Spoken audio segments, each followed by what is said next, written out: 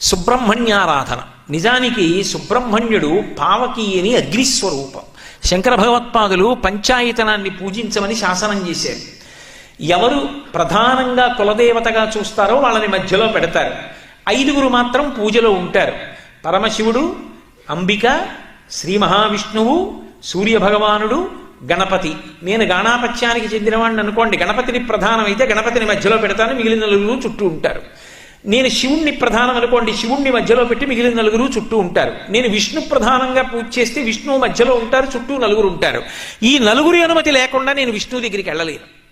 శివుడికి ముందు పువ్వు, గణపతికి ముందు పువ్వు, సూర్యుడికి ముందు పువ్వు, అంబికకి ముందు పువ్వు వేస్తే తప్ప విష్ణువుని పూజ చేయలేను. అంటే అభేదమైనటువంటి భావన ఏర్పడుతుందని పంచాయతన పూజ పెట్టారు. కానీ వారు షణ్మత స్థాపనాచార్యులు. ఈ 5టితో పాటు సుబ్రహ్మణ్యుడు కూడా మోక్షప్రదాత అని నిర్ణయించారు. మరి సుబ్రహ్మణ్యుడేడి పూజలో అంటే సుబ్రహ్మణ్యుడికి ఇక వేరే పూజలో మూర్తిని ఇవ్వలేదు ఆయన. ఎందుకు ఇవ్వలేదంటే మొదట వెలిగించినటువంటి దీపంలోని జ్యోతి సుబ్రహ్మణ్య స్వరూపమే, చివర ఇచ్చిన నీరాజనంలో జ్యోతి సుబ్రహ్మణ్య స్వరూపమే అన్నారు. జ్యోతిస్వరూపం సుబ్రహ్మణ్య స్వరూపం. స్కందషష్ఠి రూపంలో పూజలు విశేషంగా అందుకునేటటువంటి మాసం. సుబ్రహ్మణ్యేశ్వర స్వామి వారి అవతారం గురించి పూర్వకాలంలో ఒక అలవాటు ఉండేది. గర్భిణీ స్త్రీలు, అందులో అడ్వాన్స్డ్ స్టేజ్ ఆఫ్ ప్రెగ్నెన్సీ అంటాను చూసారా, ఒక 5 నెలలు దాటిపోయినటువంటి స్త్రీలు ప్రత్యేకం చెప్పించుకు వినేవారు ఈ 36, 37 సర్గాల్ని. ఎందుకని అంటే అది విన్నట్టయితే దీర్ఘాయుష్మంతుడు, వీర్యవంతుడు, తేజోవంతుడు అయినటువంటి కుమారుడు జన్మిస్తాడని ఫలస్థుతి. దీర్ఘాయుష్మంతుడు లభిస్తాడు, పుత్రపౌత్రాభివృద్ధి కలుగుతుంది, స్కందలోకాన్ని పొందుతారు అని చెప్పారు. అందుకని ప్రత్యేకం చెప్పించుకునేవారు 36, 37 సర్గలకి వివరణ. అయితే అసలు సుబ్రహ్మణ్యేశ్వర స్వామి వారి అవతారం రావడానికి కావలసినటువంటి కారణాల్ని వాల్మీకి రామాయణంలో విశేషంగా వర్ణించలేదు. వర్ణించినది శివమహాపురాణంలో వర్ణించారు. అందుకని శివమహాపురాణంలోంచి క్లుప్తంగా మీకు ఆ కారణాన్ని వివరిస్తాను. పూర్వకాలంలో కశ్యప ప్రజాపతి దక్ష ప్రజాపతికి ఉన్నటువంటి 27 కుమార్తెలలో కొంతమంది కుమార్తెల్ని కశ్యప ప్రజాపతి వివాహం చేసుకున్నారు. ఆ చేసుకున్న వారిలో ఒకరి పేరు దితి. దితి అంటే ద్వైతాన్ని చూస్తుంది. రెండున్నాయని చూస్తూ ఉండడం అజ్ఞానం. ఆ ద్వైతాన్ని చూడడం దితి. ఆ దితి కశ్యప ప్రజాపతికి ఒక భార్య. దితి ద్వైతాన్ని చూస్తుంది కాబట్టి దితికి పుట్టే పిల్లలందరూ దైత్యులు, రాక్షసులు ఉంటారు. అదితి ఎప్పుడు ద్వైతం చూడదు, ఒక్కటి చూస్తూ ఉంటుంది. అందుకని అదితి సంతానం దేవతలు ఉంటారు. దితికి హిరణ్యాక్ష, హిరణ్యకశిపులు జన్మించారు. నృసింహావతారంలో శ్రీ మహావిష్ణువు వాళ్ళని పరిమార్చారు. పరిమారిస్తే ఆవిడికి బాధ కలిగింది. భర్త అయినటువంటి కశ్యప ప్రజాపతిని వేడుకుంది. నాకు ఇంద్రుడితో సమానమైన బలం కలిగిన కుమారుడు, ఇంద్రుణ్ణి సంహరించగలిగిన కుమారులు కావాలి, ఏం చేయమంటారని అడిగింది. ఆయన ఒక పెద్ద వ్రతం చెప్పాడు. ఈ వ్రతం చేయి, నీకు పిల్లలు పుడతారన్నాడు. ఆవిడ వ్రతం చేసింది. సరే, రామాయణం బాలకాండలోనూ చెప్తారు, ఇతర పురాణాల్లోనూ చెప్తారు. పాపం ఆవిడ అంతవ్రతం చేసి చిన్న లోపం వచ్చింది. ఒకరోజు మధ్యాహ్నం అలిసిపోయి గడప మీద తల పట్టుకుని జుత్తు చివరి ముడి వేసుకోకుండా పడుకుంది. ఇంద్రుడు శుశ్రూష చేస్తున్నాడు. లోపల పెరుగుతున్నటువంటి కుమారులు తనని సంహరిస్తారేమోననేటటువంటి భయం చేత లోపలికి ప్రవేశించాడు. అపచారం జరిగింది కనుక తల్లి గర్భంలోకి వెళ్లి, అదితి కుమారుడు కనుక దితి తనకి తల్లి, లోపలికి ప్రవేశించి మారుదస్యేతి గర్భం శక్రోప్యభాషత అని ఏడవకంటంటూ లోపల ఉన్న పిండాన్ని నరికేశాడు. నరికేస్తే వాళ్ళు ఏడుస్తున్నారు. తల్లికి తెలివొచ్చింది. ఎంత పని చేశావయ్యా, పిండాన్ని నరికేశావా, పోన్లే వీళ్ళకి స్వర్గలోకంలో నీతో సమానమైన పదవులు ఇమ్మన్నారు. అంటే వాళ్ళు ఇంద్రుడి చేత నరకబడి ఏడవస్తున్నప్పుడు మారుదహ ఎడవకండి అనిపించుకున్నారు కాబట్టి వాళ్ళు మరుత్తులయ్యారు. వాళ్ళు స్వర్గలోకానికి వెళ్ళారు. అక్కడ ఇంద్రుడితో సమాన స్థాయిని అనుభవించారు. అరేరే, నాకు ఇంద్రుడితో సమానమైన పిల్లలు ఇప్పుడు పుట్టలేదని ఆవిడ క్లేశం కలిగింది. మళ్ళీ కశ్యప ప్రజాపతిని అడిగింది. మళ్ళీ కశ్యప ప్రజాపతితో వ్రతం చెప్పారు. మళ్ళీ వ్రతం చేసింది. ఈసారి బ్రహ్మాండమైన కుమారుడు ఒకడు జన్మించాడు. వాడి పేరు వజ్రాంగుడు. ఆయన శరీరం వజ్రం లాంటి శరీరం. ఆయనకి ఎప్పుడైతే అటువంటి శరీరం వచ్చిందో ఆ శరీర బలంతో దేవతల మీదకి దండెత్తాడు. ఇంద్రుణ్ణి పదవీభ్రష్టుణ్ణి చేసి ఇంతకు ముందు మా అమ్మకు గర్భాంతర్గతమైనటువంటి పిండాన్ని నరికాడు కనుక ఇంద్రుణ్ణి ఖైదు చేస్తానని తీసుకొచ్చి కారాగారంలో పెట్టాడు. దేవతలకి నాయకుడు లేడు. ఆ సమయంలో పాపం చతుర్ముఖ బ్రహ్మగారు బయలుదేరి కశ్యప ప్రజాపతి దగ్గరికి వచ్చి కశ్యప ప్రజాపతిని తీసుకుని వజ్రాంగుడి దగ్గరికి వెళ్ళారు. ఆయన ఇంద్రుణ్ణి ఖైదు చేసేమిట్రా, తప్పు విడిచిపెట్టమన్నారు.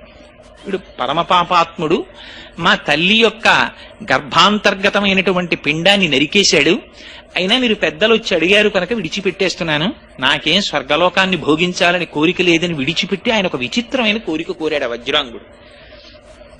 జరిగిపోయింది, నాకు అపారమైనటువంటి సత్వగుణము కలిగేటట్టుగా అనుగ్రహించవలసింది అన్నాడు. బ్రహ్మగారు ఉపదేశం చేశారు, సత్వగుణం ఆవిర్భవించింది, పరమభక్తుడైపోయాడు. అయితే బ్రహ్మగారు అంతర్ధానం చెందే ముందు వరాంగి అనేటటువంటి ఒక స్త్రీని సృష్టించి ఈయనకి ఇచ్చారు. ఈయన వరాంగిని తీసుకుని ఇంటికి వెళ్ళాడు. కొంతకాలం అయిపోయిన తర్వాత వరాంగి ఒక విచిత్రమైన కోరిక కోరింది. ఇంతకాలం నుంచి మీతో ఉన్నాను, నాకు ఒక కుమారుణ్ణి ప్రసాదించండి అంది. తప్పకుండా ప్రసాదిస్తాను అన్నాడు. ఎటువంటి కుమారుడై ఉండాలి? వాడి చేష్టితముల చేత విష్ణువుకు బాధ కలగాలంది ఆవిడ కోరికది. ఆయన భర్త సత్వగుణాన్ని పొందాడు, భార్య తమోగుణాన్ని పొందింది. అరేరే ఎంత మాట అడిగిందిరా, నేను ఇవాళ సత్వగుణంలో ఉన్నాను, ఇలాంటి కుమారుడు కావాలని అడిగిందని వెళ్ళి మళ్ళీ బ్రహ్మగారి గురించి తపస్సు చేశాడు. మళ్ళీ బ్రహ్మగారు ప్రత్యక్షమయ్యారు, ఏం కావాలన్నాడు. ఇదిగో ఎవ్వరి చేత ఓడింపబడినటువంటి కుమారుడు ఒకడు కావాలని అడిగాడు. తథాస్తు జన్మిస్తాడన్నాడు ఆయన. వచ్చాడు, వీర్యాన్ని భార్య యందు నిక్షేపించాడు. అటువంటి కుమారుడే సంభవించాడు. ఆ కుమారుడు సంభవిస్తుండగానే దిక్కులన్నట అగ్నిహోత్రం పుట్టిందిట. భూమి నుంచి ధూళి పైకి రేగింది. సముద్రములు నదులు కల్లోలాన్ని పొందాయి. నక్కలు పెద్ద పెద్ద ఊళలు వేసే ఊళ్లల్లోకి వచ్చి కాకులు గ్రద్దలు నిష్కారణంగా అరుపులు మొదలెట్టాయి. గోవుల కన్నుల వెంట నీరు కారిందిట. వాటి పొదుగుల మీద రక్తం చిమ్మిందిట. కనపడకూడనటువంటి దుశ్శకునములన్నీ కనపడ్డాయి. ఆ సమయంలో కశ్యప ప్రజాపతి వచ్చి ఆ పిల్లవాడికి తారకుడు అని నామకరణం చేశాడు.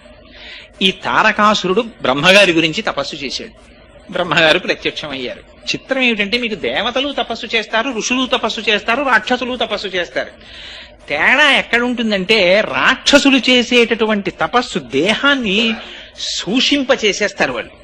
వాడు చేసిన తపస్సు మీరు శివమహాపురాణంలో చదివితే ఆశ్చర్యం వేస్తుంది. వాడు ఎటువంటి తపస్సు చేశాడో తెలుసా అండి? వాడు 1000 సంవత్సరములు పొగలోకి ముఖం పెట్టి తపస్సు చేశాడు, పొగ పీలుస్తూ. 2 నిమిషాలు మనం పొగలో మొహం పెట్టలేం. వాడు 1000 సంవత్సరాలు పొగలో మొహం పెట్టి తపస్సు చేశాడు. 1000 సంవత్సరాలు బొటనవేలు మీద నిలబడి తపస్సు చేశాడు. 1000 సంవత్సరాలు చెట్టుకొమ్మ మీద నిలబడి తపస్సు చేశాడు. 1000 సంవత్సరాలు అగ్నిహోత్రంలో నిలబడి తపస్సు చేశాడు. 1000 సంవత్సరాలు నీళ్లలో నిలబడి తపస్సు చేశాడు. 1000 సంవత్సరాలు కన్నార్పకుండా సూర్యుని చూస్తూ తపస్సు చేశాడు. ఎంత క్లేశ పెట్టాడో చూడండి శరీరాన్ని. తప్పించిపోయాడు బ్రహ్మగారి గురించి. ప్రత్యక్షమయ్యారు చతుర్ముఖ బ్రహ్మగారు. ఏమి నీ కోరిక అన్నారు. మరి ఎంత చిత్రమైన కోరికలు కోరుతారో చూడండి. ఇంత తపస్సు చేసి రాక్షసులు వాడు అన్నాడు, బ్రహ్మగారు మీరు సృష్టి చేశారు కదా, మీ సృష్టిలో ఉన్నటువంటి వాడు ఎవ్వడూ నన్ను ఓడించకూడదు. 2, నేను నిర్జింపబడాలంటే పరమశివుని యొక్క వీర్యమునకు జన్మించినటువంటి వాడి చేత నేను సంహరింపబడాలి, నాకు ఈ వరం ఇమ్మన్నాడు. తథాస్తన్నాడు. ఆయన వెళ్ళిపోయారు. ఇక్కడ వచ్చింది పెద్ద చిక్కంతా. పరమశివుడికి వీర్యస్ఖలనం ఏమిటి అసలు? ఆయన మహానుభావుడు, ఆయనకి కామారి అని పేరు. మరి ఎంత గొప్ప తంటా తెచ్చిపెట్టాడో చూడండి. నిజంగా రాక్షసుడు వాడి లక్షణం ఏమిటంటే, ఎవ్వరూ చెయ్యనివి పరమశివుడు 2 చేస్తాడు. ఆయన యమధర్మరాజుని తంతాడు ఎడంకాలితోటి. అందుకని శివానంద లహరిలో శంకరులు అంటారు, వక్షస్థాడనమంతకస్య కఠినాపస్మార సంవర్ధనం బుభృత్ పర్యటనం నమత్సురశిర కోటీర సంఘర్షణం కర్మేదం మృదులస్య తావక పదద్వంద్వస్య గౌరీపతే మచ్చేతో మణిపాదుకా విహరణం శంభో సదాంగీకురు అంటారు. ఎడంకాలతో తన్ని అవతల బారేశాడు యమధర్మరాజుని. చంద్రశేఖర చంద్రశేఖర చంద్రశేఖర పాహిమాం చంద్రశేఖర చంద్రశేఖర చంద్రశేఖర రక్షమాం అంటే మార్కండేయుడు. కామారి అయి ఆ మన్మధుడు వచ్చి బాణం వేస్తే 3వ కన్ను తెరిచి కాల్చి అవతల పారేశాడు. మనం పుట్టామంటే కారణం మన్మథ బాణాలు తల్లిదండ్రుల మీద పడ్డాయి. చనిపోయామంటే కారణం యమధర్మరాజు గారు పాశం వేసి తీసేశాడు. అందుకని పరమశివుడి పాదాలు పట్టుకుంటే ఏమవుతుంది? యముడి పాశం పడదు, మన్మథ బాణం తల్లిదండ్రుల మీద పడదు. అంటే ఏమవుతుంది?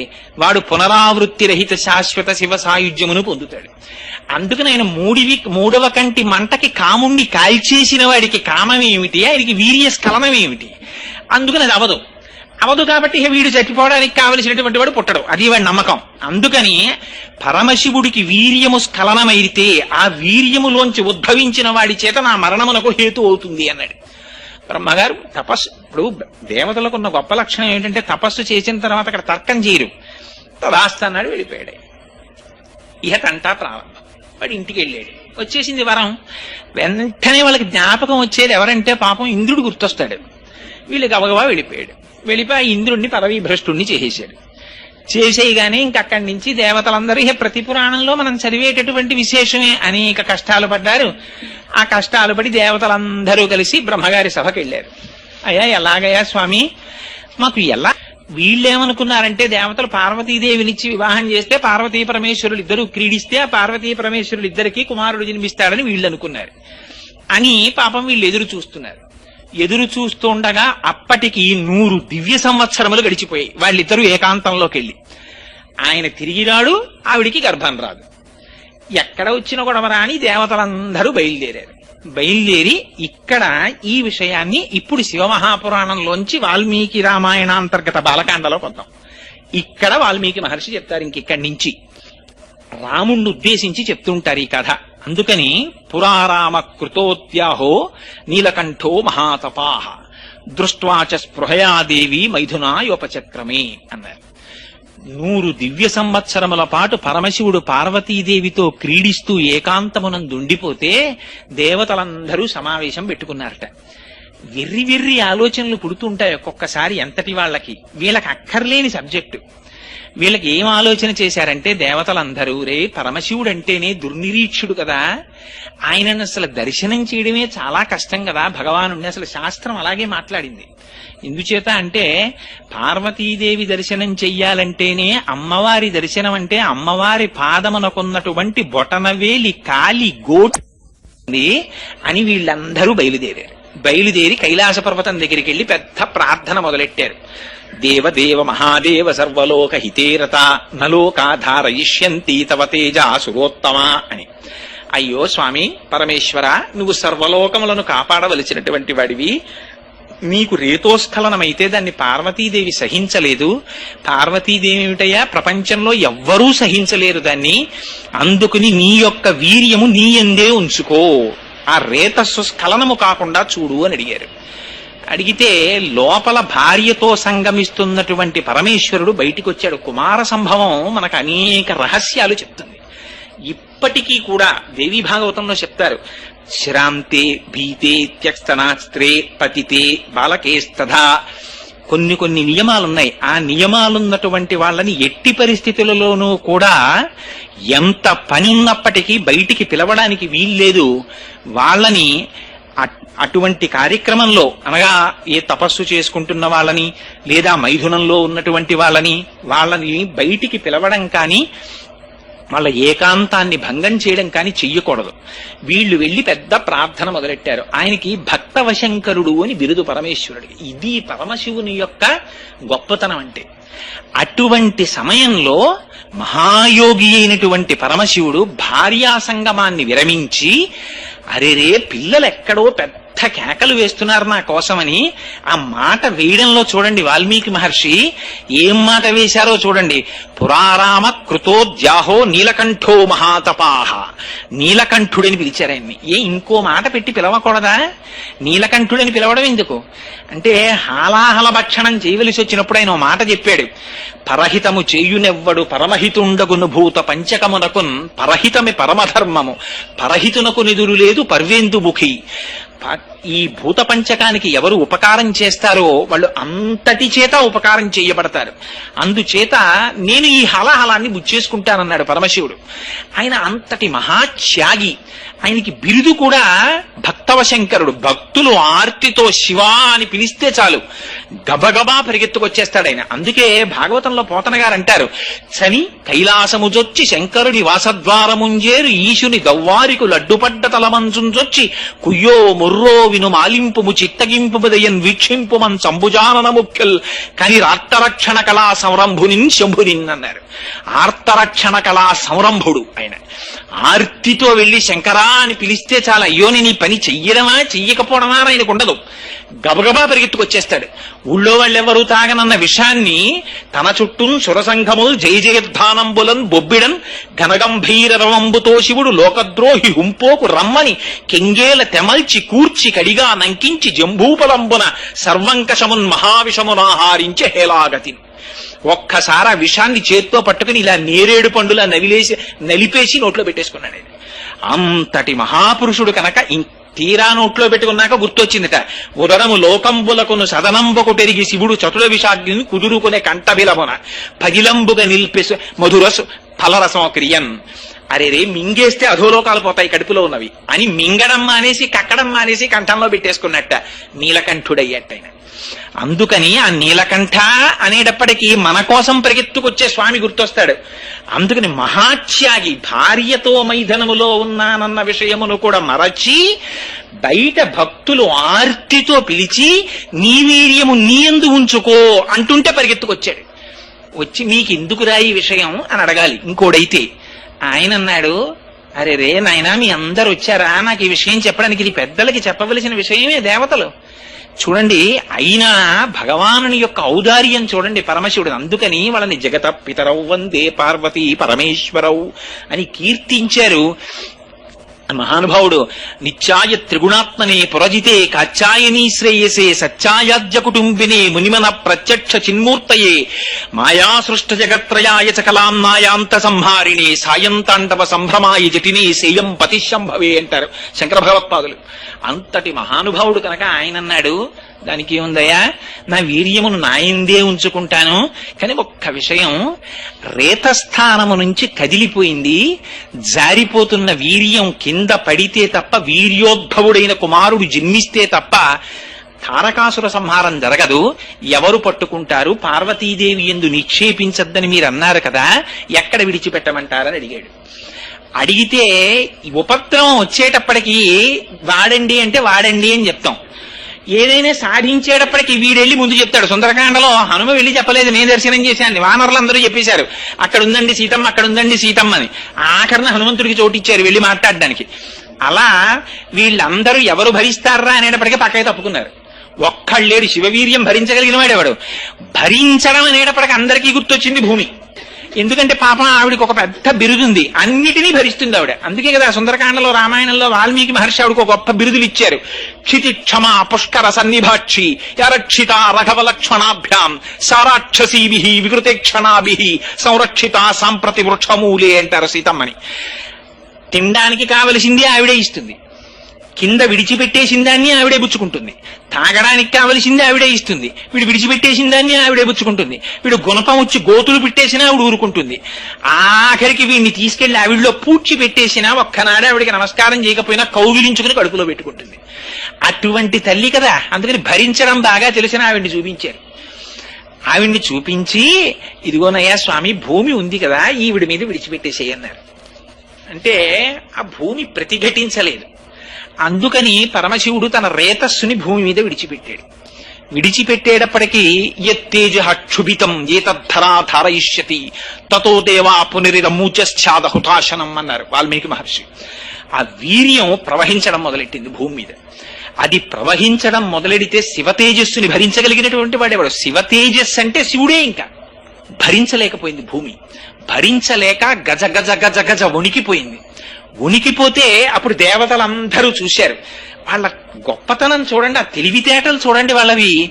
ఎందుకు భూమి ఇంత కాలిపోతోందంటే తేజస్సు వేడిని వేడి భరించగలదు. అందుకని అగ్నిహోత్ర నువ్వు వెళ్ళి పుచ్చేసుకుని కొంత నీ కడుపులో పెట్టేసుకో అన్నారు. నువ్వు వేడి కదా, అందుకని నీలో పెట్టుకోమన్నారు. అంటే ఇందులో చమత్కారం కూడా ఏమిటంటే వాళ్ళు చేసిన పొరపాటుని పరమశివుడు చక్కదిద్దుతున్నాడు. ఎందుకని ఆయనే అష్టమూర్తి తత్వం మళ్ళీ పరమశివుడిదే. అందుకే కాంచీపురంలో పృథివీలింగం, జంబుకేశ్వరంలో జలలింగం, అరుణాచలంలో అగ్నిలింగం, చిదంబరంలో ఆకాశలింగం, శ్రీకాళహస్తిలో వాయులింగం, కోణార్కలో సూర్యలింగం, సీతాగుండంలో చంద్రలింగం, కాఠ్మండూలో యజమానలింగం. 8 పరమశివుని యొక్క మూర్తులే. అష్టమూర్తి తత్వం కనుక అగ్నిహోత్ర స్వరూపంతో వచ్చి ఆయనే కొంత వీర్యాన్ని మళ్ళీ తనలోకి తీసుకున్నారు. ఈ మిగిలిన వీర్యం భూమి మీద ప్రవహించింది. ఆవిడ భరించలేకపోయింది ఆ వేడిని. భరించలేక చిత్రం చూడండి, ఆవిడ తీసుకెళ్లి గంగలో వదిలేసింది. గంగ వేడెక్కిపోయి నేను భరించలేని తీసుకెళ్లి హిమాలయ పర్వతాల మీద వదిలేసింది, ఇంకొంచెం చల్లగా ఉంటాయని. హిమాలయ పర్వతాలు అమ్మ బాబోయ్ నేను భరించలేనని కిందకు వదిలేసింది. అక్కడ రెల్లు పొదలు పుట్టాయి. ఈలోగా జాత రూపమితి ఖ్యాతం అని ధాతువులన్నీ పుట్టాయి, లోహాలన్నీ పుట్టేశాయి. పెద్ద తెల్ల కొండ ఏర్పడిపోయింది, అది కైలాసం అయిపోయింది. అక్కడ రెల్లు పొదలు పుట్టాయి. ఆ రెల్లు పొదల్లో ఏడుస్తూ పిల్లవాడు కనబడ్డాడు. దివ్యం శరవణం చైవ పావకాదిత్య సన్నిభం, ఆయనే సుబ్రహ్మణ్యేశ్వరుడు అన్నాడు. అయితే చిత్రం ఏమిటంటే వాల్మీకి రామాయణంలో ఇది చెప్పడంలో ఒక గమ్మత్తు పాటించారు. సంక్షిప్తంగా ఇలా చెప్పి వెంటనే అన్నారు, ఈ కొడుకు పుట్టాడు కదా వీళ్ళకి సంతోషం వచ్చేసింది. వాడు తండ్రి ఎన్ని కష్టాలు పడ్డాడో వీళ్ళకి అనవసరం, అమ్మయ్య సేనాధిపతి దొరికాడని వీళ్ళందరూ వెళ్లి పార్వతీ పరమేశ్వరుడి దగ్గరికి నమస్కారం చేద్దామని వెళ్ళారు. పూలు పళ్ళు పట్టుకెళ్లి స్వామి ఓసారి వస్తే నమస్కారం పెడతామన్నారు. అంటే పార్వతీదేవి బయటికి వచ్చింది, ఎంత పని చేశారా మీరు, స్త్రీ కోరుకునేటటువంటి గొప్ప సౌభాగ్యం ఏమిటి, భర్తని తనయందు మొయ్యాలనుకుంటుంది. ఇది భార్యాస్వరూపం అంటే. భర్త తను ఒక్క తాళి కట్టిన భార్యకి తప్ప అన్యులకు ఇవ్వకూడనటువంటి కటాక్షం తనని తన భార్య యందు నిక్షేపిస్తాడు. ఆ భార్య తన పతి యొక్క స్వరూపాన్ని తన కడుపులో పెంచి పెద్ద చేసి ప్రసవిస్తుంది తప్ప తన స్వరూపాన్ని వేరొక చోట నిక్షేపించకూడదు పురుషుడు. అందుచేత నా భర్త యొక్క స్వరూపాన్ని భరించవలసినది నేను కడుపులో, కానీ నేను భరించలేనని మీరు వీర్యస్ఖలనం చేయించారు పరమశివుడి చేత, భూమి చేత భరింపచేశారు. అందుకని మీకు నేను శాపం ఇస్తున్నాను.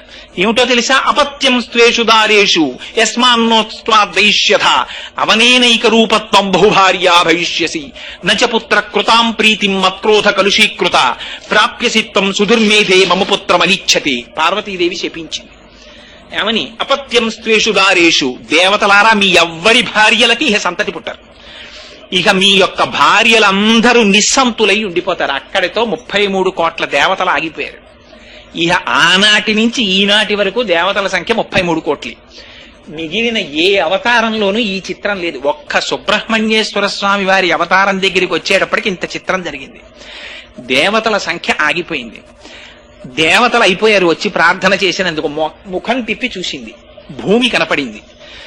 నేను పొందవలసినటువంటి నా పతి యొక్క తేజస్సుని నువ్వు స్వీకరించావు కాబట్టి అవనేనైక రూపత్వం బహుభార్యా భవిష్యసి. ఒక స్త్రీకి ఇంతకన్నా దారుణమైన శాపం ఇంకోటి ఉండదు. నువ్వు ఒక్కతివే, నీకు భర్తలనేకం పొమ్మంది. అందులో వావివరసలు లేకుండా ఉంటాయి. ఎందుకని, తండ్రి గారు భూమిపతే, కొడుకు గారు భూమిపతే. తండ్రి ఆ భూమికి పతే పరిపాలిస్తాడు, ఆ తండ్రికి కొడుకు మళ్ళీ భూమికి పతే. కారే రాజులు రాజ్యములు గెలువరే గర్వోన్నతిం పొందరే వారేది సిరి మూట కట్టుకుని పోవంజాలిరే భూమిపై పేరైనం కలదే శిబి ప్రముఖులను ప్రీతిన్ యశక్కాముల ఈరే కోర్కెలు వరలంతలపరే ఇక్కాలమున్ భార్గవ అంటారు పోతన గారు. ఎంతమంది వచ్చారో ఎంతమంది వెళ్ళిపోయారు. అందుకని అవనేనైక రూపత్వం బహుభార్యా భవిష్యసి, నీకు బోల్డ్ మంది భర్తలు అవతల బొమ్మంది. ఎందుకని, తన భర్త వీర్యం తను పొందకుండా చేసింది కాబట్టి అని. ఇంకొక మాట అంది, నువ్వు ఒక స్వరూపంతో ఉండవు, అనేకమైనటువంటి స్వరూపాలతో ఉంటావు. అందుకని చవిటి నేల, ఊషర క్షేత్రం, సస్యశ్యామలం, ఇన్ని రకాలుగా భూమి మారిపోయింది అని పార్వతీదేవి శపించింది.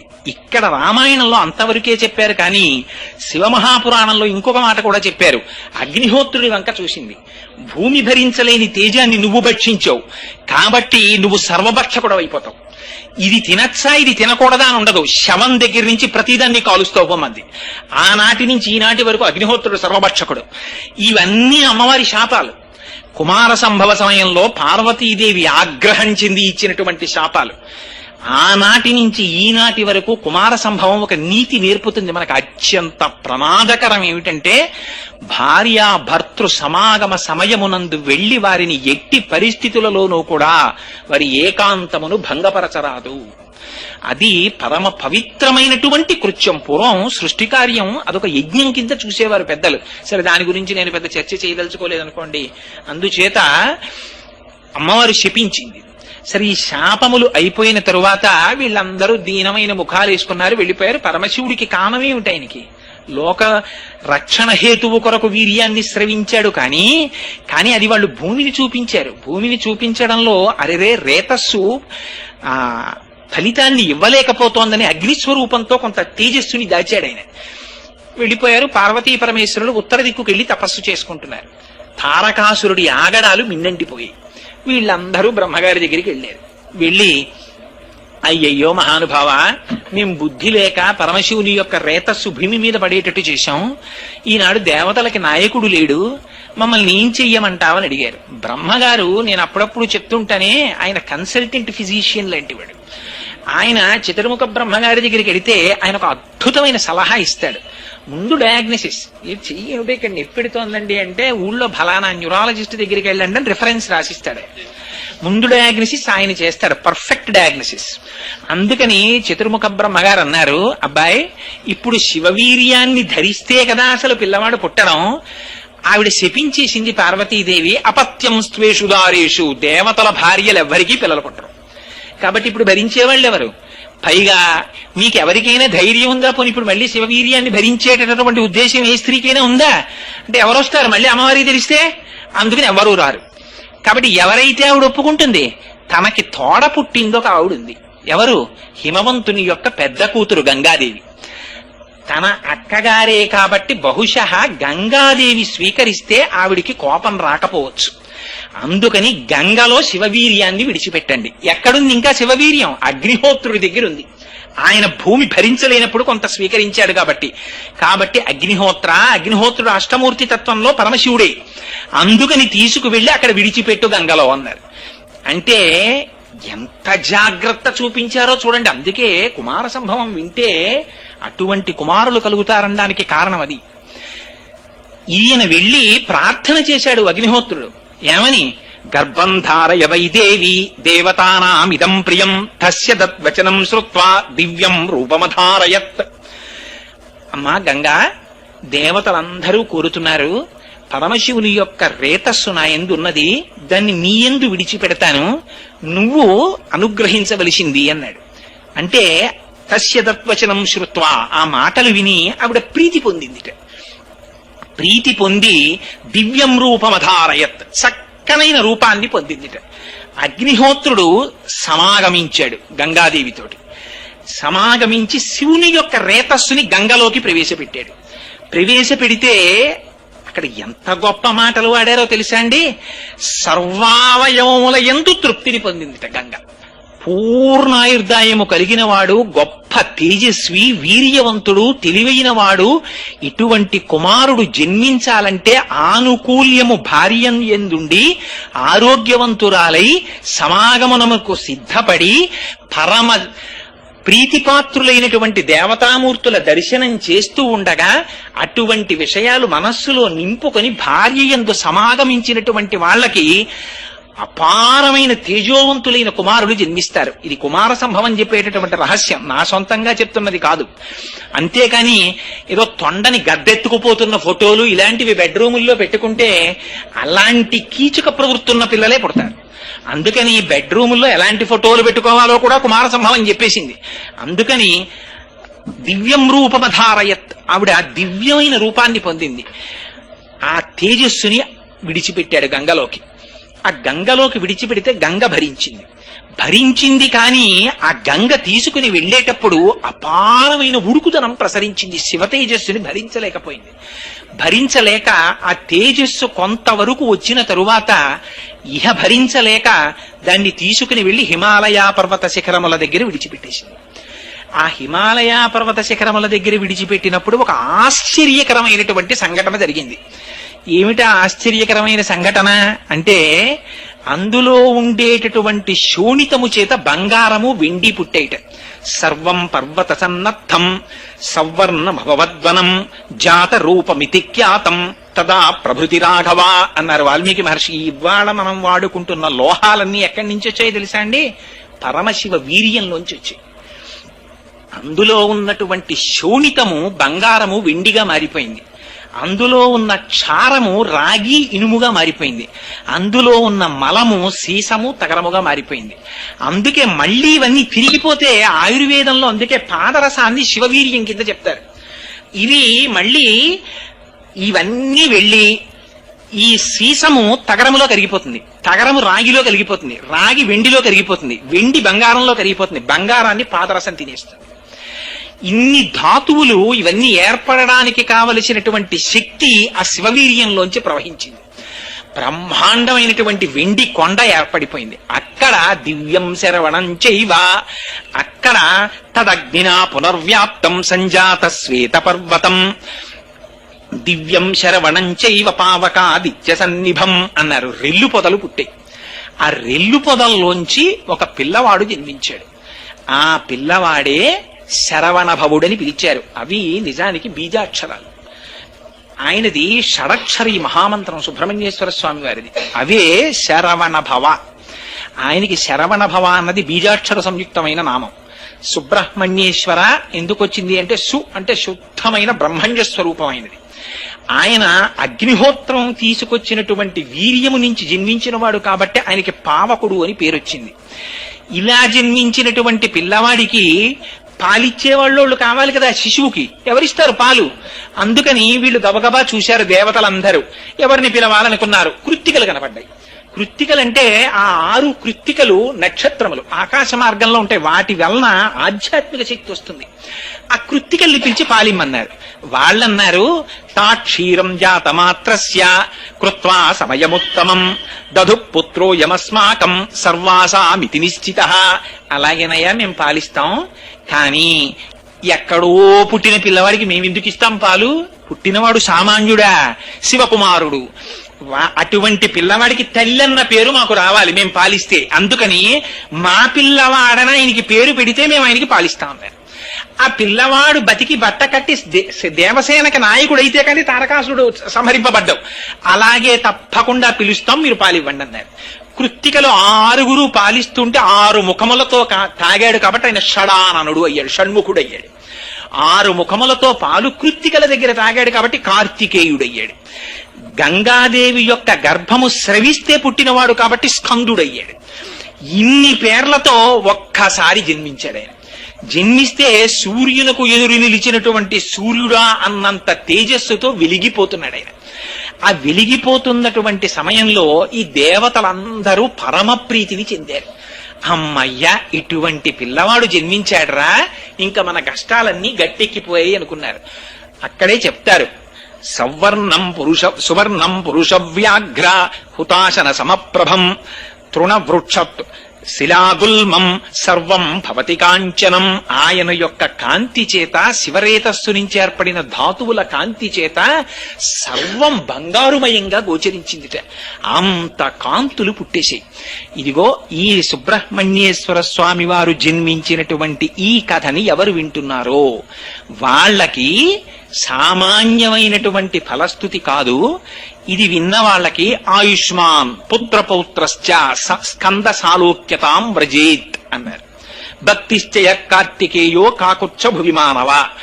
ఈ భూలోకంలో ఎవరైనా కూర్చుని సుబ్రహ్మణ్యేశ్వర స్వామి వారు జన్మించినటువంటి కథని శ్రద్ధాభక్తులతో విన్నంత మాత్రం చేత వాళ్ళకి అకాల మరణము ఉంటే జాతకంలో అది ఆ దోషము పోయి వాళ్ళకి దీర్ఘాయుర్దాయం కలుగుతుంది.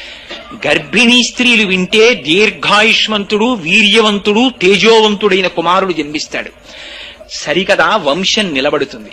నిలబడి ఇంతకు ముందు పుత్ర సంతానము ఉండకూడదని జాతకంలో ఉంటే సుబ్రహ్మణ్యేశ్వర స్వామి వారి యొక్క జననమును వింటే వాళ్ళకి కొడుకులు పుడతారు. అందుకని చిట్ట చివర స్కందలోకాన్ని పొందుతారు. నేను స్కందసాలోక్యతాం వ్రజేత్ అని ఫలస్థుతి చెప్పాడు. అయితే అలా చెప్పేస్తే పూర్తయిపోయింది కదండి. కానీ చిత్రం ఏమిటంటే దీని మీద సుబ్రహ్మణ్యేశ్వర స్వామి వారి జననంలో ఉన్నటువంటి గొప్పతనం ఎక్కడొచ్చిందంటే శంకర భగవత్పాదాచార్యులు బ్రహ్మసూత్రాలకి భాష్యం రాశారు. భాష్యం రాస్తూ 32వ సూత్రానికి భాష్యం రాస్తూ ఒక మాట అన్నారు. సనత్కుమారుడు పరమశివునికి వరమిచ్చి కుమారుడిగా జన్మించినట్లు అని ఉటంకించారు ఒక చోట.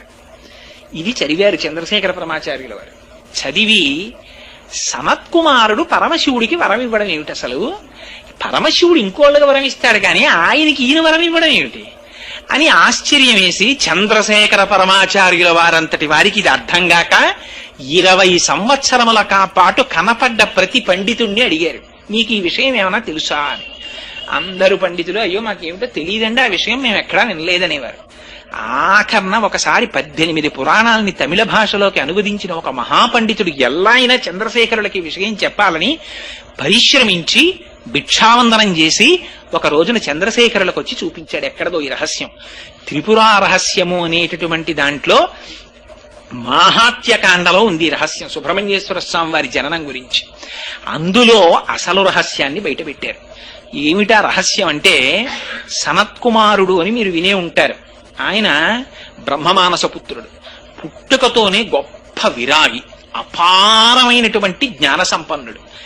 అటువంటి సనత్కుమారుడికి బ్రహ్మము తప్ప వేరొకటి కనపడదు. ఆయనకి సర్వకాలముల యందు అంతటా బ్రహ్మాన్ని చూస్తారు. అటువంటి సనత్కుమారుడు ఒక రాత్రి నిద్రపోతుండగా కలొచ్చింది. దేవతలందరినీ రాక్షసులు పీడిస్తున్నట్టు ఆయనకి ఆగ్రహం వచ్చి సనత్కుమారుడే దేవతలకి నాయకత్వం వహించి బయలుదేరి రాక్షసులందరినీ సంహరించినట్టు కలొచ్చింది. ఆయన ఆశ్చర్యపోయారు, ఇదేమిట్రా, నేను బ్రహ్మాన్ని చూసేటటువంటి వాడిని, నాకు రాక్షసులని దేవతలని ఉండవు కదా, నాకు ఎందుకు ఇలాంటి కళ వచ్చిందని మర్నాడు ఎవరిని అడగాలి? వాళ్ళ నాన్నగారిని అడగాలి. అందులో బ్రహ్మగారి దగ్గరికి వెళ్ళారు. నాన్నగారు, నాకు రాత్రి విచిత్రమైన కళ వచ్చిందండి, పడుకుంటే ఏమిటో నేను దేవతలకి నాయకత్వం వహించాంటా, రాక్షసుల్ని చంపేశాంటా, ఇలా కళ వచ్చింది, ఎందుకు వచ్చిందంటారని అడిగాడు. అంటే మనిషి యొక్క జీవితం ఎంత దూరం వెడుతుందో సుబ్రహ్మణ్యేశ్వర స్వామి వారి అవతార గాథ చెప్తుంది. అంటే బ్రహ్మగారు దివ్య దృష్టితో చూసో మాట చెప్పారు, నాయనా, నువ్వు కిందటి జన్మలో గొప్ప వేద పండితుడివి, నీకు వేదం అంటే మహామక్కువ, రాత్రి పగలు నీకెప్పుడు ఆ వేదమంత్రాలే చెప్తుండేవాడివి, వింటుండేవాడివి.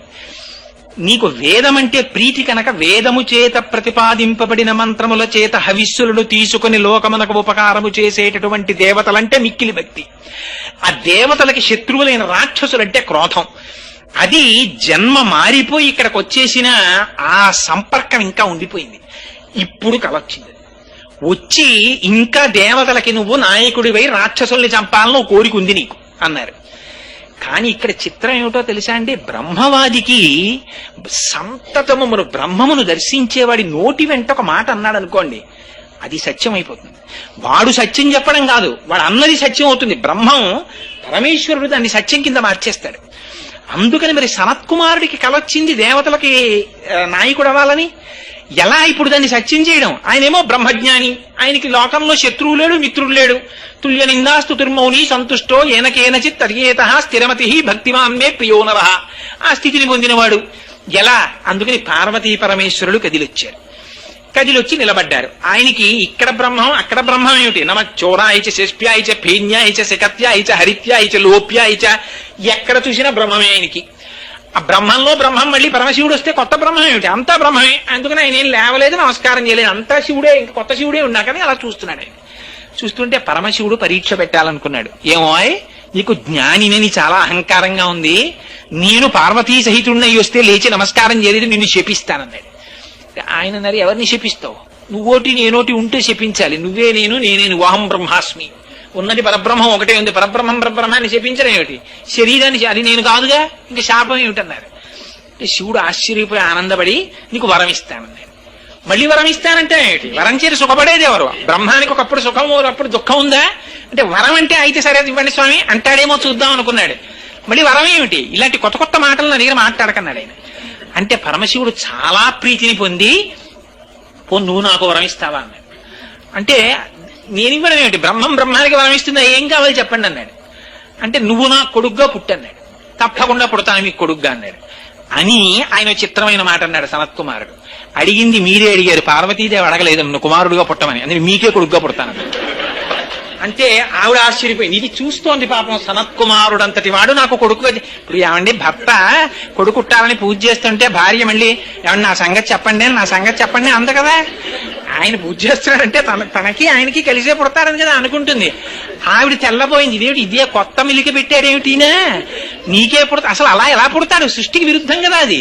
అంటే పరమశివుడు ఎంత దూరం ప్రణాళిక వేసేసాడో చూడండి. తారకాసురుడు వరం అడుగుతాడన్న విషయం కూడా పరమశివుడికి తెలుసు. ఆయనకి తెలియదే ఉంటుందండి. బ్రహ్మమస్తకావలి నిబద్ధతే నమ శివాయ, భూత భవిష్యత్ వర్తమాన కాలమునకు సాక్షి పరమశివుడంటే. ఆయన ఒకనాడు ఉండేవాడా, ఒకనాడు లేనివాడా? ఎప్పుడూ ఉంటాడు ఆయన. అందుకని ఆయనకి తెలుసు కాబట్టి ఆయన తనకి కుమారుడిగా స్వీకరిస్తానని సంతోషపడ్డారు. పార్వతీదేవి అంది, సరే నువ్వు ఆ మాట అన్నావు బానే ఉంది, ఆయన అడిగారు నువ్వు వరం ఇచ్చావు, నువ్వు నాకు కొడుగ్గా పుట్టని శివుడు అడిగాడు, నేను నీకు కొడుగ్గా పుడతానని నువ్వు అన్నావు. భార్యకి భర్తకి భేదం ప్రపంచంలో ఎక్కడన్నా చూస్తారా? భర్త అడిగితే భార్య అడిగినట్టే. అందుకని ఆయనకి కొడుకుగా పుడతానంటే నాకు కొడుకుగా పుట్టినట్టే, అంతేగాని మళ్ళీ నీకు పుట్టను ఆయనకి పుడతానంటే ఏంటి? అందుకని నువ్వు నాకే పుట్టాలి. ఆయన అన్నాడు, అమ్మా నాకు బిరుదు ఇచ్చావు కదా ఇందాక, నువ్వు జ్ఞాని అని పిలిచారు కదా మీరు, జ్ఞాని అయినటువంటి వాడికి మళ్ళీ అమ్మ కడుపులో దూరాలని కోరుకుంటుందా? పునరపి జననం పునరపి మరణం పునరపి జనని జఠరే శయనం ఇహ సంసారే బహుదుస్తారే కృపయాపారే పాహిమురారే. అలాంటిది మళ్ళీ అమ్మ కడుపులో పడుకోనా? అది పార్వతీదేవి కడుపవని ఇంకో అమ్మ కడుపవని, అమ్మ కడుపే కదమ్మా. మళ్ళీ నేను కడుపులో పడుకుని అధోముఖంగా కిందకి రానా? అలా రాలేనమ్మా, అందుకని నీ కడుపున జన్మించనన్నాను. అంటే ఆవిడంది, అలా ఎలా కుదురుతుందయ్యా, నీ వంటి జ్ఞాని నాకు కొడుకుగా పుట్టాలని ఉండదా? అందుకని మనం ఒక రాజీ చేసుకుందాం ఉంది ఆవిడ. ఏమిటమ్మా అన్నాడు. పూర్వం పరమశివుడు అంటే ఈ సుబ్రహ్మణ్యేశ్వర స్వామి వారి యొక్క వైభవంలోకి ఎన్ని పురాణాలు వచ్చేస్తాయో చూడండి. పరమశివుడు, మళ్ళీ భాగవతం, పరమశివుడు ఒకానొకప్పుడు పరమశివుని యొక్క అనుగ్రహం కోసమని భస్మాసురుడు తపస్సు చేశాడు. తపస్సు చేస్తే భోళాశంకరుడు ప్రత్యక్షమై ఏం కావాలన్నాడు, నా చెయ్యి ఎక్కడెడితే అక్కడ భస్మం అవ్వాలన్నాడు. ఇచ్చాను, తీసుకో అన్నాడు. ఆగు, పరీక్ష చేసుకోవాలి కదా, ఓసారి నీ తల మీద పెడతానన్నాడు. ఆయన పరుగు మొదలెట్టాడు. ఆయనకి తెలియక పరమశివుడికి నిజంగా తల మీద పెట్టేస్తే బూడిదైపోయేంత అవివేకి ఆయన. అంటే ధూర్తులైన వాళ్ళ ప్రవర్తన ఎలా ఉంటుందో ప్రపంచానికి చూపించాలి, అందుకని పరిగెడుతున్నాడు. పార్వతీదేవి మహాపతివ్రత, ఆవిడ సర్వజ్ఞ, ఆ బ్రహ్మకీట జనని. ఆవిడికి తెలియదు పరమశివుడు ఎందుకు పరిగెడుతున్నాడో. కానీ ఆవిడ సదాశివానుగ్రహద మహాపతివ్రత ఆవిడ. అటువంటి తల్లి భర్త ప్రాణభయంతో పరిగెడుతున్నట్టు నటిస్తున్నా, భర్త ఉట్టినే నటించచ్చు. అబ్బా అన్నాడు అనుకోండి మొగుడు, అది ఖచ్చితమో కాదో తెలియకుండా అబ్బాయి ఏమిటండి అని నేను అన్నండి అంటుందా భార్య? అంటే అబ్బో ఏమిటండి అంటుంది. ఉట్టినే అన్నాను అంటే ఏమిటి లేదురా పరిహాసాలు అంటుంది. కానీ ఖచ్చితంగా కన్ఫర్మ్ అయిపోయి దెబ్బ కనపడ్డాక అడుగుదామని ఊరుకున్నానంటే అని అంద కదా భార్య. అలాంటిది మహాపతివ్రత అనకుండా ఉంటుందా? అందుకని ఆయన పరిగెడుతుంటే ఆవిడ నీరైపోయింది అన్నాడు. అయిపోయి తన స్వరూపం కనపడకుండా తటాకం అయిపోయింది ఆవిడ. అదే శరవణం అంటే.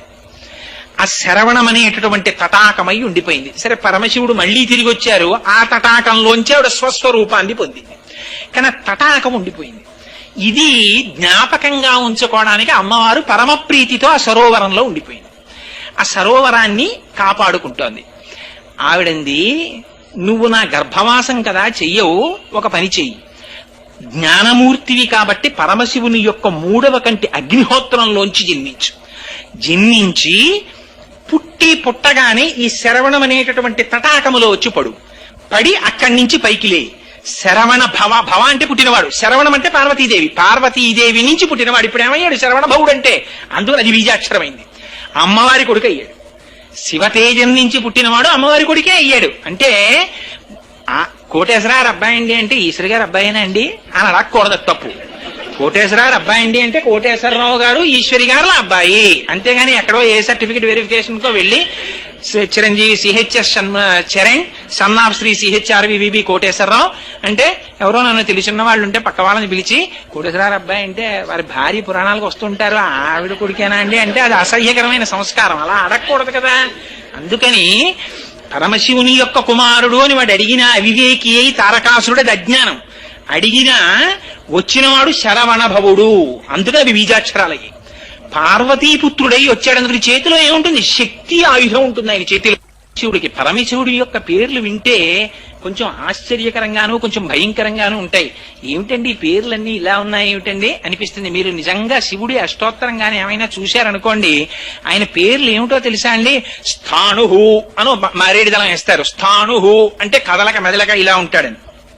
ఏట స్థాణువులు అలా కూర్చుంటావు, ఏం మాట్లాడినా పలకవు అంటాం. స్థాణు అంటే అలా కూర్చున్నవాడనా? అది కాదు. పరమశివుడిని స్థాణువు అని ఎందుకు పిలుస్తారో తెలుసా అండి? ఆయనకి వ్యాపకత్వం చెప్పినప్పుడు శివకేశవ అభేదం చెప్తే స్థాణుహు అని పిలుస్తారు. స్థాణుహు అంటే ఇంకా తాను వ్యాపించడానికి చోటు లేనివాడు. అంటే అంతటా నిండి నిబిడీకృతం అయిపోయి ఇంకా తాను ప్రవేశించడానికి కొత్త చోటు లేక నిండి ఉండిపోయినటువంటి వాడు స్థాణుహు. అందుకని ఆయనకి స్థాణుహు అని పేరు. అలాగే ఆయనకు ఒక విచిత్రమైనటువంటి నామం ఉంది. ఏమిటో తెలుసా అండి?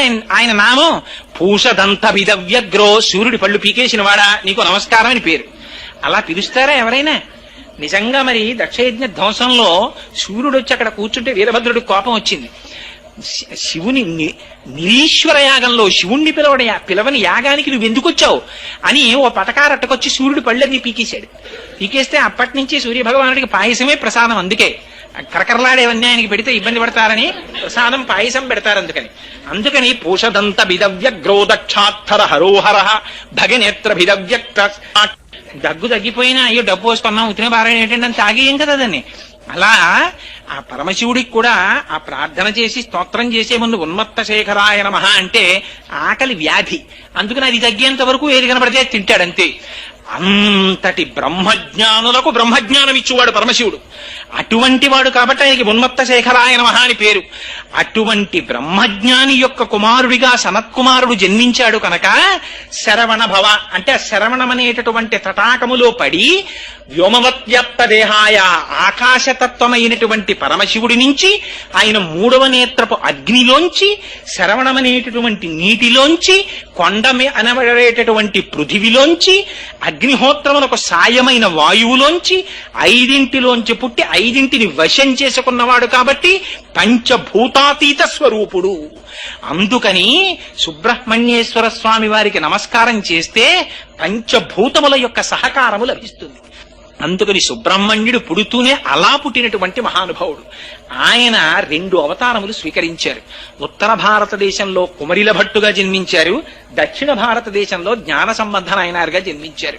ఉత్తర భారతదేశంలో కుమరిల భట్టుగా జన్మించినప్పుడు భారతదేశంలో బౌద్ధమతం వ్యాప్తి చెంది వేదము యొక్క ప్రమాణమును అందరూ తిరస్కరించేటటువంటి రోజులొస్తే మళ్ళీ కర్మయోగాన్ని భారతదేశంలో ప్రచారం చెయ్యడం కోసమని మహానుభావుడు కుమరిల భట్టుగా వచ్చారు. వచ్చి ఆయన అగ్ని సంపర్కం కలిగినటువంటి వారు. అందుకే మనకి ఇప్పటికీ కూడా పంచాయతన పూజ అని శంకర భగవత్పాదాచార్యులు వారు ప్రవేశపెట్టింది. ఆ పంచాయతన పూజలో శివుడు, పార్వతి, గణపతి, విష్ణువు, ఆ తర్వాత సూర్యుడు, ఈ 5తో పూజ కాదు పూర్తిగా. పంచాయతన పూజ అంటే న్యాయంగా ఈ 5 మూర్తులకు 6 అగ్నికార్యం చేసి చేస్తారు. అగ్నికార్యం చేస్తే సుబ్రహ్మణ్యేశ్వర ఆరాధన జరిగినట్టు. తమిళనాట ఇప్పటికీ ఆ ఆరాధన ఉంది. ఇక్కడ ఉన్న వాళ్ళు చాలా మందికి తెలుసు. అరుణ జడాయి గారని మాకు డెప్యూటీ మేనేజర్ క్వాలిటీ కంట్రోల్ చేశారు మహానుభావుడు. ఆయన వాళ్ళ ఇంట్లో ఖాళీ దొరికితే చాలా అగ్నికార్యం చేసేవారు. అది పంచాయతనం పూజ అంటే. అసలు ఆ పంచాయతనం చేస్తే ఈ 6 తత్వాల్ని కలిపి పూజ చేసినట్టు. అది సుబ్రహ్మణ్యేశ్వర స్వామి వారి అవతారంలోనే ఉంది. అది విచిత్రం. అలా జన్మించినటువంటి మహానుభావుడు అక్కడ కుమరిల భట్టుగా వచ్చారు. బౌద్ధులు వేదాన్ని తిరస్కరిస్తుంటే అసలు ముందు బౌద్ధమతాన్ని ఓడించాలంటే బౌద్ధమతం ఏమిటో తెలుసుకోవాలి. అందుకని ఆయన ఏం చేశారంటే బౌద్ధమతంలో ఓ గురువు గారి దగ్గర శిష్యుడిగా చేరారు. కానీ ఆయనకి కర్మవాదం అంటే మహాప్రీతి, దాన్ని ప్రచారం చేయడానికి వచ్చింది అవతారం సుబ్రహ్మణ్యేశ్వర స్వామి వారిది. అందుకని బౌద్ధులు చూడకుండా రహస్యంగా సంధ్యావందనం అవి చేస్తుండేవారు. వాళ్ళ దగ్గర వాళ్ళ గురువు గారి దగ్గర కూర్చుని అవన్నీ తెలుసుకున్నారు. తెలుసుకున్న తర్వాత ఒకనాడు కనిపెట్టేశారు బౌద్ధులు, ఈయన ఈ మతం వాడు కాడు, ఇక్కడికొచ్చి చేరాడంతేను ఎప్పటికో అప్పటికి దీన్ని ఖండించడానికి వచ్చాడు, కాబట్టి ఇన్ని సంహరించేయండి అన్నారు. అని పైకి తీసుకెళ్లి సౌధంలోంచి కిందకి తోసేశారు. ఆ కుమరిల భట్టు కింద పడిపోతూ ప్రతిజ్ఞ చేశాడు, వేదమే ప్రమాణమైతే, వేదమే సత్యమైతే నేను జీవింతునుగాక అన్నాడు. ఆ పైనుంచి కింద పడిపోయాడు. కుమరిల భట్టుకి ఏమీ అవలేదు. కానీ ఒక రాయి కంట్లో గుచ్చుకుని గాయమైంది.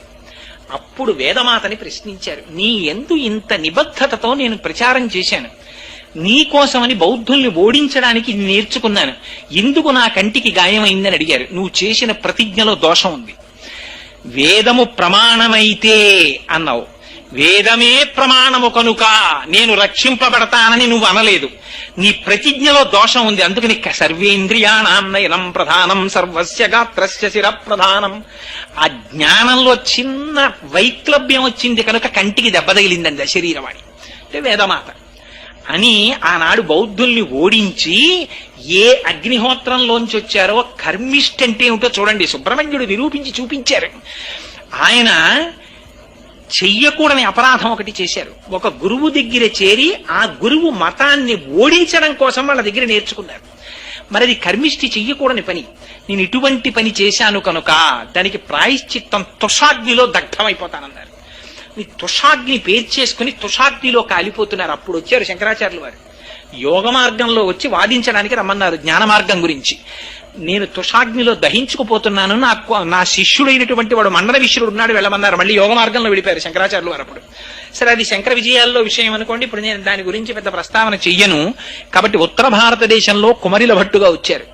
వచ్చి బౌద్ధ మతాన్ని ఓడించారు. దక్షిణ భారతదేశంలో జైన మతం ఉండేది పూర్వం.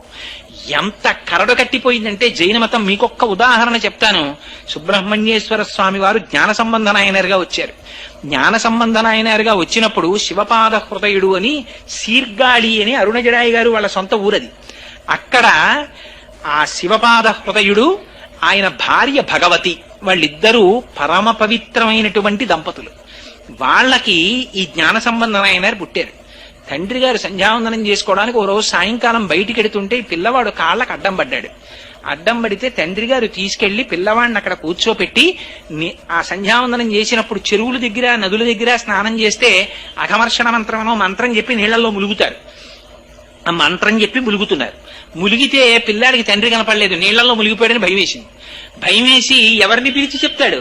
ఎదురుగుండా శివాలయం గోడ మీద వృషభవాహనారూఢుడై పార్వతీ పరమేశ్వరులు కనపడ్డారు. అమ్మా అప్పా అమ్మా అప్పా అని ఏడిచారు వాళ్ళిద్దరినీ చూసి. ఇది కావలసిన ఏడుపు నేర్పాడైన మనకి. అవి విగ్రహాలండి అని ఏడిచినంత కాలం పరమేశ్వరుడు రాడు. వాళ్ళు పార్వతీ పరమేశ్వరులండి అని ఏడిస్తే వస్తాడు. అందుకని అవి బొమ్మలని ఏడవలేదు, వాళ్ళిద్దరూ మాతాపితరులని ఏడిచారు. ఆయన ఏడిస్తే పరమశివుడు అన్నాడు, అదేంటి అలా కూర్చున్నావు, పిల్లవాడు ఏడుస్తున్నాడు పదన్నారు. గబగబా వచ్చారు ఇద్దరు. అమ్మ ఏం చేస్తుంది, పిల్లాడు ఏడిస్తే పాలు ఇవ్వాలి, పార్వతి పాలి అన్నారు. అంటే ఆవిడంది, ఏమిటో తేలిగ్గా చెప్పేస్తున్నారు, శివజ్ఞానం వచ్చేస్తుంది పాలిస్తే. ఇవ్వనా అంది. ఇచ్చేసేయి అన్నారు. బంగారు పాత్రలోకి స్తన్యాన్ని పిండి పాలిచ్చేసింది ఆవిడ. పాలిస్తే ఆ పాలు తాగేశాడు పిల్లాడు. తాగేయగానే ఇది శివజ్ఞానం వచ్చేసింది. తండ్రి గారు అఘమర్షణ మంత్రం చెప్పి పైకి లేచారు, వచ్చారు. కుర్రవాడి నోటి పక్కన పాలు కనబడ్డాయి. ఎవరిచ్చిన పాలు తాగావురా అని అడిగారు. వెంటనే బ్రహ్మాండకమైనటువంటి పదికం చెప్పారు. అంటే మనకి దండకాలంటాను చూసారా, అటువంటిది చెప్పారు. ఆ కుర్రాన్ని ఎత్తుకుని గుళ్ళోకి తీసుకెళ్తున్నారు. వాడు రావణ బ్రహ్మ చేసిన స్తోత్రం దగ్గర నుంచి చెప్పేస్తున్నాడు ఆ పిల్లాడు. వాడు గుడికి తీసుకెళ్తే చేతిలో ఇలా భజన చేస్తూ పరమశివుణ్ణి కీర్తిస్తుంటే చేతులు ఎర్రబడుతున్నాయి. పార్వతీ పరమేశ్వరులు చూడలేక బంగారు చిడతలు పైనుంచి కింద పడేశారు. ఇప్పటికీ జ్ఞాన సంబంధాలు తిరిగినటువంటి దేవాలయాలు తమిళనాడులో ఉన్నాయండి. అంతటి మహాపురుషుడు ఆయన. మధురలో పార్వతీ పరమేశ్వరుల యొక్క ఆలయం మధురైలో, ఆ ఆలయాన్ని మూతపెట్టేశారు. జైనులు రాజుగారిని జైనుల్లోకి మార్చేశారు. మార్చేస్తే ఆనాడు మళ్లీ వేదమతాన్ని ఉద్ధరించడం కోసమని మహానుభావుడు సుబ్రహ్మణ్యేశ్వర స్వామి వారు జ్ఞాన సంబంధనైనారుగా ఆ ఊరెళ్ళారు. విడితే జైనులకి తెలిసింది జ్ఞాన సంబంధులు వచ్చారు, ఎలాగైనా వారిని సంహరించాలనుకున్నారు. అనుకుని వారు విడిది చేసినటువంటి ఇంటికి అగ్నిహోత్రం పెట్టేశారు. ఇల్లు కాలిపోతోంది. ఆయనను అనుసరించి కొన్ని వేల మంది శిష్యులు వచ్చారు. జ్ఞాన సంబంధర్ పరమశివుణ్ణి స్తోత్రం చేశారు. స్తోత్రం చేసి రాజుకి బుద్ధి రావాలని నా ఇంటికి అంటింపబడినటువంటి ఈ అగ్నిహోత్రము రాజు శరీరమును చేరుగాక అన్నారు. వారి నోటి వెంట వచ్చినదే సత్యం అయిపోతుంది. రాజుగారి ఒళ్ళు కాలిపోవడం మొదలెట్టింది. వైద్యులు దగ్గరికి వెళ్ళారు. వెడితే ప్రియపురాణంలో రాశారండి, అరిటాకులు పట్టుకెళ్లారట, పడుకోబెడదాం లేత అరిటాకుల మీద. అరిటాకుల మోపులు కాలిపోయి, జైనులు నెమలియీకల విసిరికర్రలు పట్టుకెళ్లారు, అవి కాలిపోయి. మంత్రాలు వేశారు, తగ్గలేదు. అప్పుడు ఆయన భార్య శివభక్తురాలు. ఆవిడంది, ఊరి బయట జ్ఞాన సంబంధం ఉన్నటువంటి విడిదిని మీరు కాల్చారు, అదే కట్టి కుడుపుతోంది, నా మాట విని జ్ఞాన సంబంధాన్ని పిలిపించండి అంది. పిలిపించారు. ఎవరు నాకొచ్చినటువంటి జ్వరాన్ని తగ్గిస్తే వారి మతమే సత్యమని నేను నమ్ముతానన్నారు. అంటే అయినా జైనులు ఒప్పుకోలేదు. శరీరానికి కుడి పక్కన జ్ఞాన సంబంధాలు చల్లబరుస్తారు, ఎడం పక్కన మేము చల్లబరుస్తాం అన్నారు. అటు వారు నించున్నారు, ఇటు జ్ఞాన సంబంధాలు నించున్నారు. ఈయన పరమేశ్వరుణ్ణి ప్రార్థన చేసి విభూతి రాశారు. శరీరం ఒక పక్క చల్లబడిపోయింది, అవతల పక్కన మరింత వేడెక్కిపోయింది. అప్పుడు రాజు, మహాప్రభో ఇది మరీ ఘోరంగా ఉంది, తట్టుకోలేకపోతున్నాను, ఒకే చోట స్వర్గం నరకం కనబడుతున్నాయంటే అటువైపు కూడా విభూతి రాశారు. అప్పుడు చల్లబడింది. చల్లబడినా జైనులు అంగీకరించలేదు. మా మత గ్రంథాల్ని, శైవ మత గ్రంథాలని తీసుకెళ్లి వైఘై నదిలో పారేస్తాం, ఏవి ఎదురొచ్చి నిలబడితే అవే ప్రమాణం అన్నారు. వైఘై నదిలో పడేశారు. వాళ్ళ గ్రంథాలు కొట్టుకెళ్లిపోయాయి.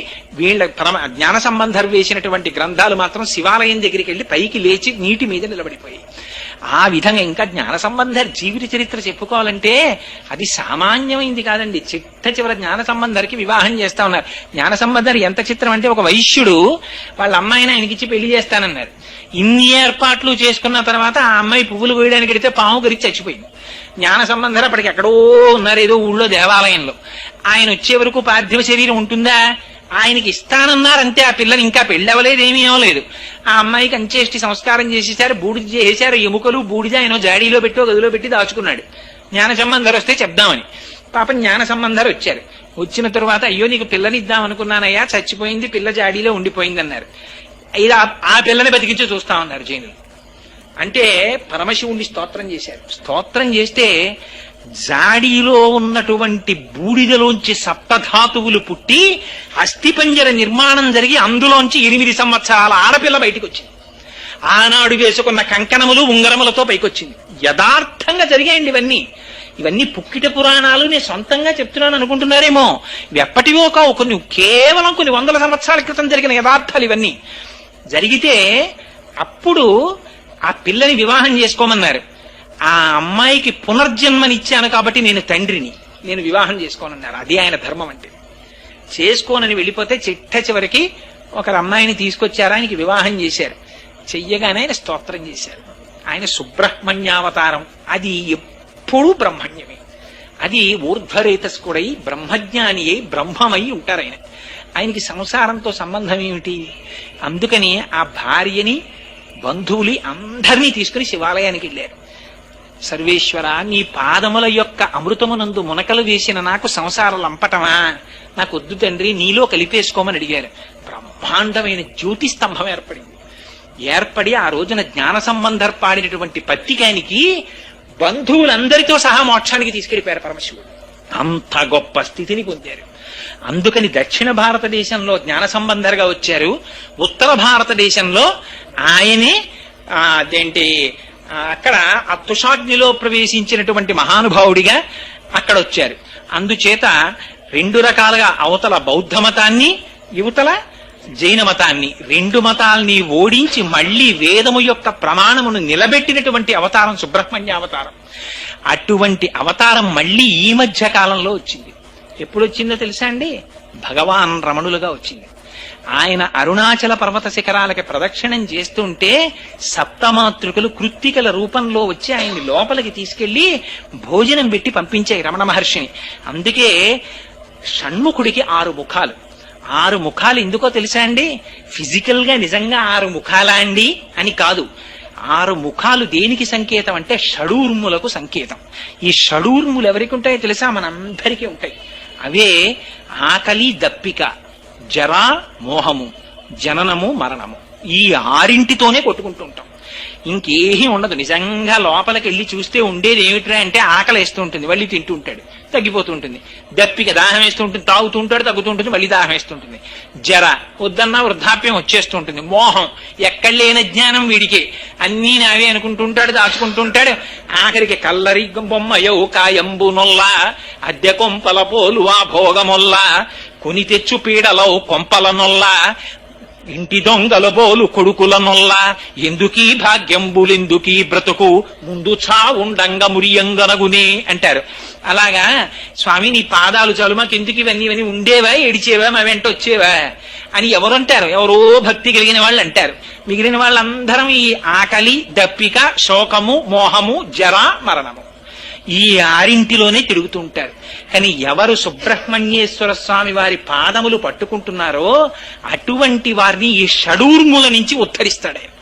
అందుకని ఆయనకి షడాననుడు, 6 ముఖములతో ఉంటారు. సుబ్రహ్మణ్యేశ్వర స్వామి వారు నెమలి మీద కూర్చుంటారు. ఈ నెమలి ఎక్కడిదో తెలుసా అండి? గరుత్మంతుడు ఆయనకి పట్టాభిషేకం జరుగుతున్నప్పుడు ఇచ్చారు, తర్వాత తారకాసుర సంహారం చేశారు. ఏమంటే నెమలి మీద కూర్చోవడం ఏమిటి?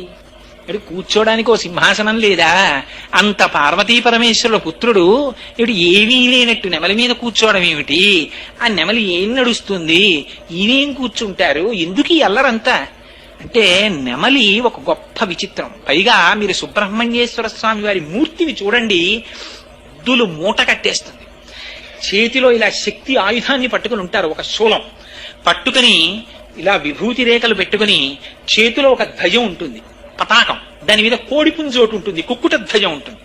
ఆయన కూర్చునేదో నెమలి మీద కూర్చుంటారు. ఆ నెమలి కాళ్ళ కింద పాము తిరుగుతుంటుంది. మళ్ళీ ఇవన్నీ విచిత్రాలు కావండి. ఎక్కడా లేని ఏమిటో కోడి పుంజు ఏమిటి, కూర్చోడానికి ఓ నెమలి ఏమిటి, నెమలి కాళ్ళ కింద పాము ఏమిటి, ఈయనకు 6 ముఖాలు ఏమిటి, వల్లీదేవసేన భార్యలేమిటి, ఏమిటి అల్లరంతా. అందులోనే ఒక గొప్ప రహస్యం. ఆయనకి విశాఖుడు అని పేరు. విశాఖపట్టణానికి పేరు ఎందుకో తెలుసా అండి? విశాఖుడు అన్న పేరు వల్ల వచ్చింది. విశాఖుడు అన్న నామానికి అర్థం ఏమిటో తెలుసా? విశాఖుడు అంటే పరమశివుడికి ఇందాక చెప్పానే స్థాణుహు అని పేరు. స్థాణుహు అంటే ఎండిపోయిన చెట్టుగా ఉండిపోయిన వాడు అని ఒక అర్థం. అలా ఉన్న పరమశివుణ్ణి అమ్మవారు విడిచిపెట్టదు. అపర్ణ అని అమ్మవారికి పేరు. అపర్ణ అంటే ఆకులు కూడా తినకుండా తపస్సు చేసిందని ఒక అర్థం. అపర్ణ అంటే పరమశివుడు ఎండిపోయిన చెట్టులా నిలబడిపోయినప్పుడు అప్పుడు కూడా విడిచిపెట్టకుండా ఎండిపోయిన తీగలా చెట్టుకుని ఉండిపోయిందని అర్థం. మరి చైతన్యం ఎక్కడుంది అంటే శాఖుడు అంటే శాఖలుంటే కొమ్మలు, విశాఖుడు అంటే కొమ్మలు లేనితనం, ధవ అంటే భర్త కలిగింది, విధవ అంటే భర్త లేనిది. అందుకని విశాఖుడు అంటే శాఖలు లేవు. మరి అప్పుడు సుబ్రహ్మణ్యుడు ఎక్కడ ఉన్నాడు?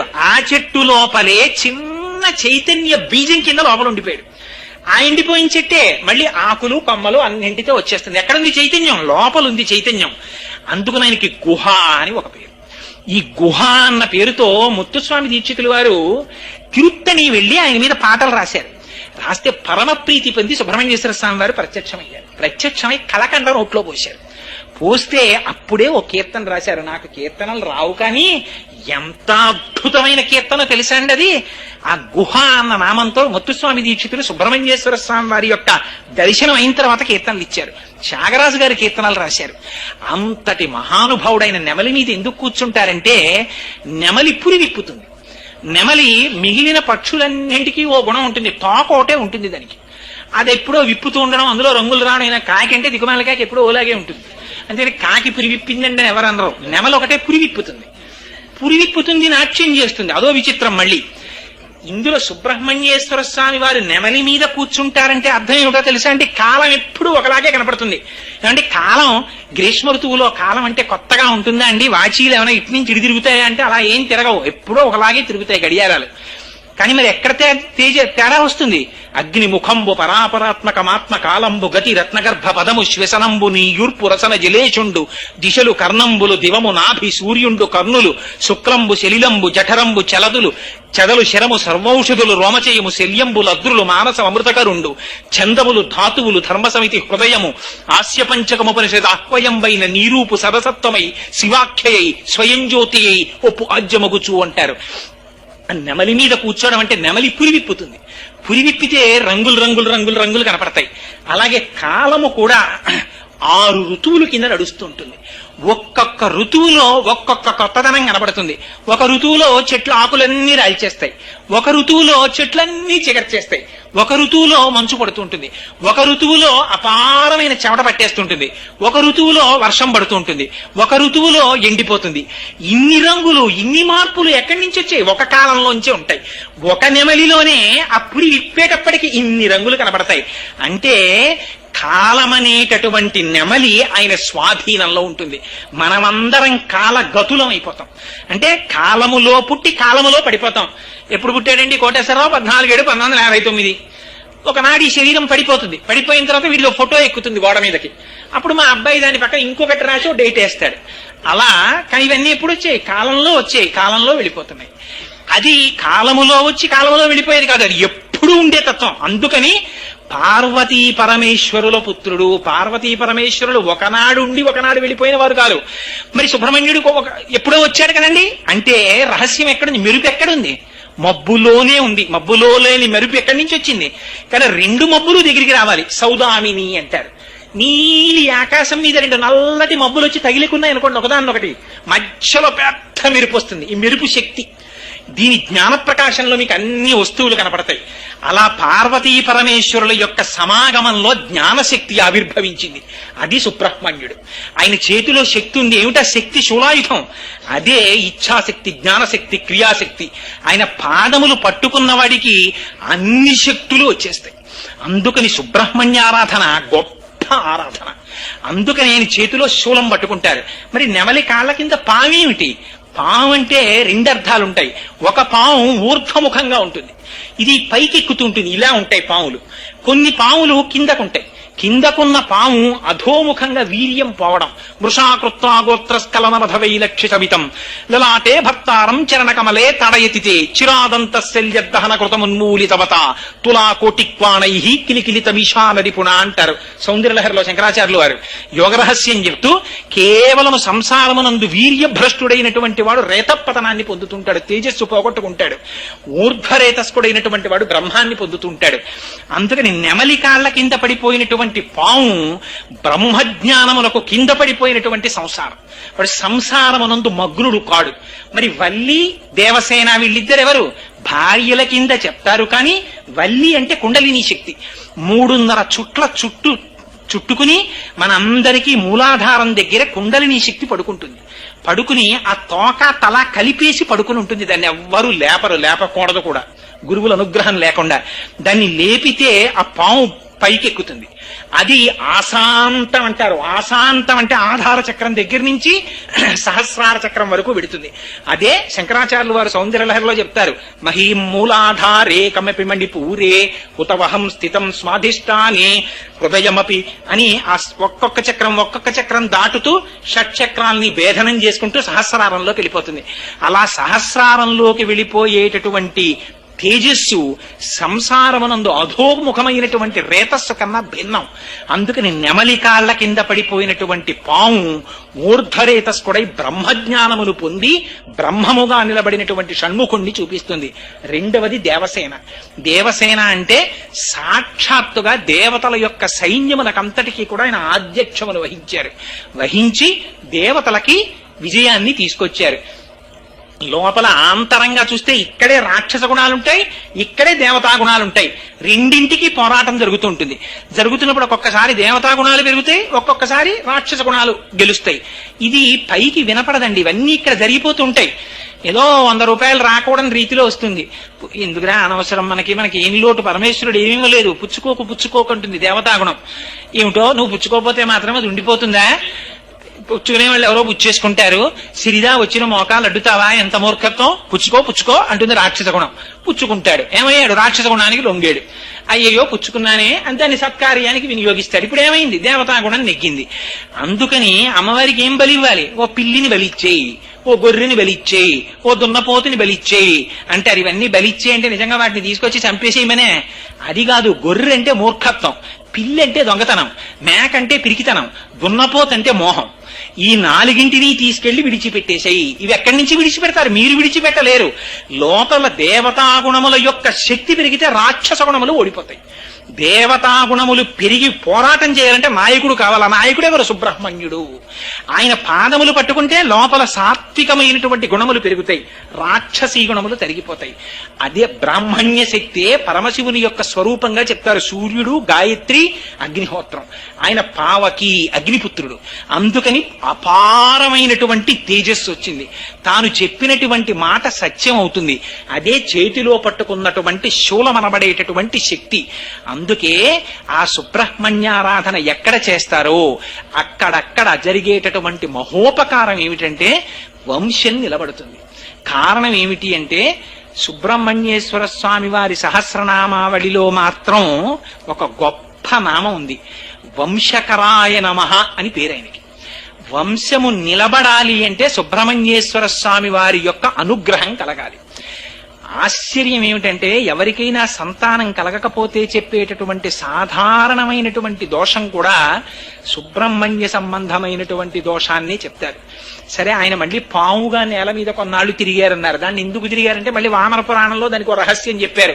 ఒకసారి బ్రహ్మగారిని అధిక్షేపించారు, అందుకని కొన్నాళ్ళు బాధపడడానికి పావుగా భూమి మీద ఉన్నారని. ఇప్పటికీ కూడా దేవతా సర్పాలని కొన్ని సర్పాలు ఇప్పటికీ సుబ్రహ్మణ్య స్వరూపంగా ఆరాధన అందుకుంటున్నటువంటి క్షేత్రాలున్నాయి. ఎక్కడో కాదండి, మన కాకినాడకి కూతవేటు దూరంలో ఉంది అటువంటి క్షేత్రం. మీలో చాలా మందికి తెలిసే ఉంటుంది, పాముల మల్లవరం అని చెప్పి చేబ్రోలుకి కుడిపక్కకి విడితే ఉంది. అక్కడ ఇప్పటికీ మా పూజా మందిరంలో ఉంది. నేను అది శరీరంతో ఉండగా దర్శనం చేసే అదృష్టాన్ని పొందలేదు, కానీ ఇంతలావు త్రాచుపాం, ఇంత పెద్ద పడగ విప్పి ఉంటుంది. అది ఎక్కడి నుంచి వచ్చిందో తెలియదు. శివలింగాన్ని చుట్టుకుని ఉండేది. ఆ శివలింగాన్ని విడిచి ఎదురుగుండా ఉన్న సరోవరంలోకి వెళ్లి స్నానం చేసేది. మళ్లీ వచ్చి శివలింగాన్ని చుట్టుకు పడుకునేది. పడుకుంటే అభిషేకం చేసిన పాలు కొంచెం తాగుతూ ఉండేది. ఎవరైనా సంగీత విద్వాంసులు కాని ఉపన్యాసకులు కాని వచ్చి ఉపన్యాసం చెప్పినా పాట పాడినా దానికి సంతోషం కలిగితే శివలింగాన్ని విడిచిపెట్టి వచ్చి వాళ్ళ యొక్క మెడలో పూలమాల కింద పడేది తనకి తాని. మళ్లీ విప్పుకుని వెళ్లి శివలింగానికి చుట్టుకునేది. పిల్లలు పుట్టని వాళ్ళు ఇంకా సంతానం కలగరేమో అని పెళ్ళై 15 సంవత్సరాలు దాటిపోయి బెంగ పెట్టుకున్న వాళ్ళ ఆ గుడికెళ్లి నమస్కారం చేస్తే వెంటనే భార్య గర్భాన్ని ధరించి పిల్ల పుడితే సుబ్రహ్మణ్యేశ్వరి అని పేరు పెట్టి ఆ పిల్లని తీసుకెళ్లి ఆ స్వామి పడగ కింద పడుకోపెడితే చంటి పిల్లల్ని ఆ పాము పడగ కింద పెట్టేవారు. పెడితే ఎంతో సంతోషంగా పిల్లల్ని చూసేది ఆ పాము. ఆ పిల్లల్ని తెచ్చుకునేవారు. అటువంటి క్షేత్రం మనకి కూతవేటు దూరంలో ఉంది మల్లవరం. అక్కడ పొలాలు దున్నుతుంటే తామ్రపత్ర శాసనాలు దొరికాయి. నేను ట్రస్టీ గారు ఇవాళ వాళ్ళ బంధువులు ఇక్కడికి వచ్చారో లేరో నాకు తెలియదు కానీ ఆ తామ్రపత్ర శాసనాలు అవి అక్కడ మ్యూజియం లాంటి గది ఒకటి కట్టి పెట్టి ఒకసారి నేను అక్కడ ప్రసంగం చేయడానికి వెళ్ళాను. వెడితే నన్ను వాళ్ళ గదిలోకి తీసుకెళ్లి అవన్నీ చూపించారు, ఆ దొరికిన శాసనాలు అవన్నీ. అలాగే మనకి బిక్కవోల్లో ఇప్పటికీ ఒక రాత్రంతా ఆరాధన చేస్తారు దంపతులు ఆ సంతానం కలగాలని. ఎందరో అలా సంతానం పొందినటువంటి వాళ్ళు ఉన్నారు. ఇవన్నీ అబద్ధాలు కాదండి. సుబ్రహ్మణ్యేశ్వర స్వామి వారికి ఉన్నటువంటి 6 ముఖాలే 6 క్షేత్రాలయ్యాయి తమిళనాడులో. మళ్ళీ అవి కూడా సుబ్రహ్మణ్యేశ్వర స్వామి వారి యొక్క విచిత్ర స్థితి ఏమిటంటే అన్ని మూర్తులు ఒకలా ఉండవు. మీకు ఒక్కొక్క చోట ఒక్కొక్కలా ఉంటాయి. ఆయన తిరుత్తని అని ఒక క్షేత్రం ఉంది. సాధారణంగా తిరుపతి వెళ్ళిన వాళ్ళు వెళుతుంటారు. అన్ని కొండ మీద ఉంటాయి సుబ్రహ్మణ్యేశ్వర స్వామి వారివి.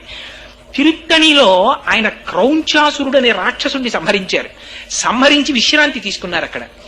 రెండవది తిరుత్తని తర్వాత పళని.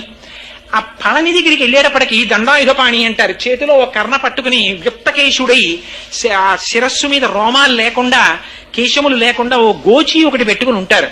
అదే స్వరూపం రమణ మహర్షిది. పళనిలో దండాయుధపాణిగా ఉంటారు. మూడవది ఆ తిరుచెందూర్ అని సముద్రం దగ్గర ఉంది.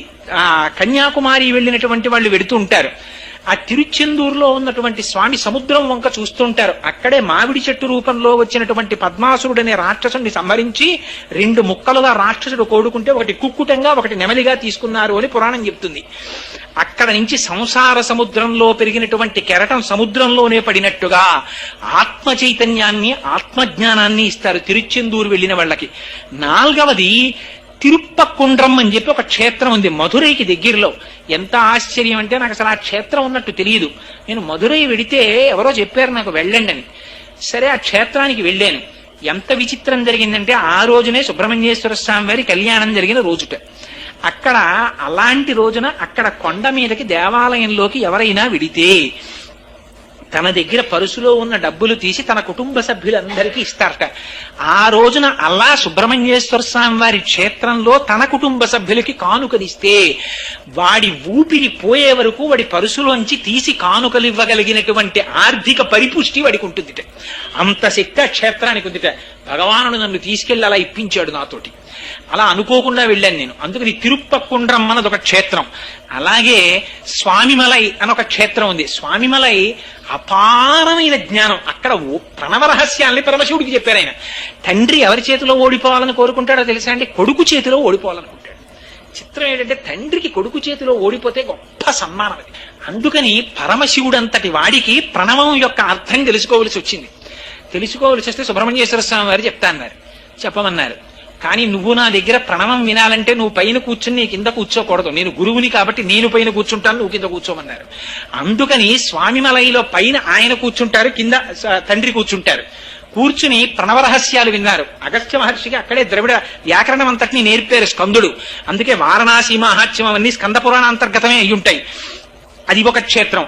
ఆ తరువాత ఆయన క్రీడాస్థలం అదిగో ఆ అల్ఘర్ కోయిల్ అని చెప్పి ఒక క్షేత్రం ఉంది. అక్కడ స్వామివారి యొక్క క్రీడాస్థలం. ఈ 6 ముఖాలు ఇప్పటికీ కూడా శంకరుల యొక్క సాంప్రదాయంలో పీఠాధిపత్యం స్వీకరించేటటువంటి వారు సర్వసాధారణంగా ఈ 6 ముఖాలుగా ఉన్న సుబ్రహ్మణ్య క్షేత్రాల్ని ముందు పాదచారులై వెళ్లి దర్శనం చేస్తుంటారు. సాధారణంగా దర్శనం చేసి వస్తుంటారు. ఆ సుబ్రహ్మణ్యుని యొక్క అనుగ్రహం కలిగితే తప్ప యువతల శ్రీ విద్యా సాంప్రదాయంలో కానీ జ్ఞానంలో కానీ వాడు ఒక స్థాయిని పొందలేడు. తమిళనాట అందుకే విశేషమైన సుబ్రహ్మణ్యారాధన చేస్తారు.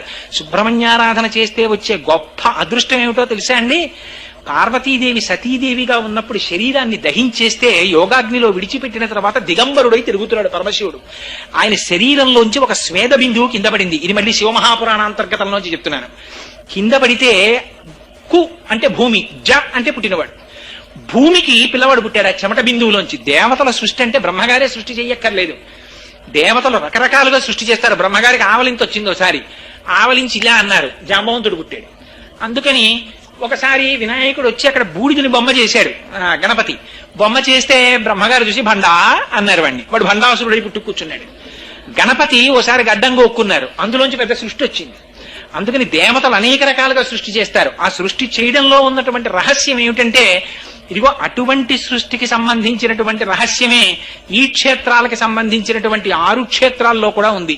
అందుకని ఆ సుబ్రహ్మణ్యేశ్వర స్వామి వారి యొక్క దివ్యమైన పావన చరిత్ర అదిగో. ఆ భూమికి ఆ రోజున పరమశివుని యొక్క స్వేద బిందువు పుడితే ఓ పిల్లవాడు పుట్టాడు. కు అంటే భూమికి జ పుట్టినవాడు కాబట్టి వాడు కుజుడయ్యాడు.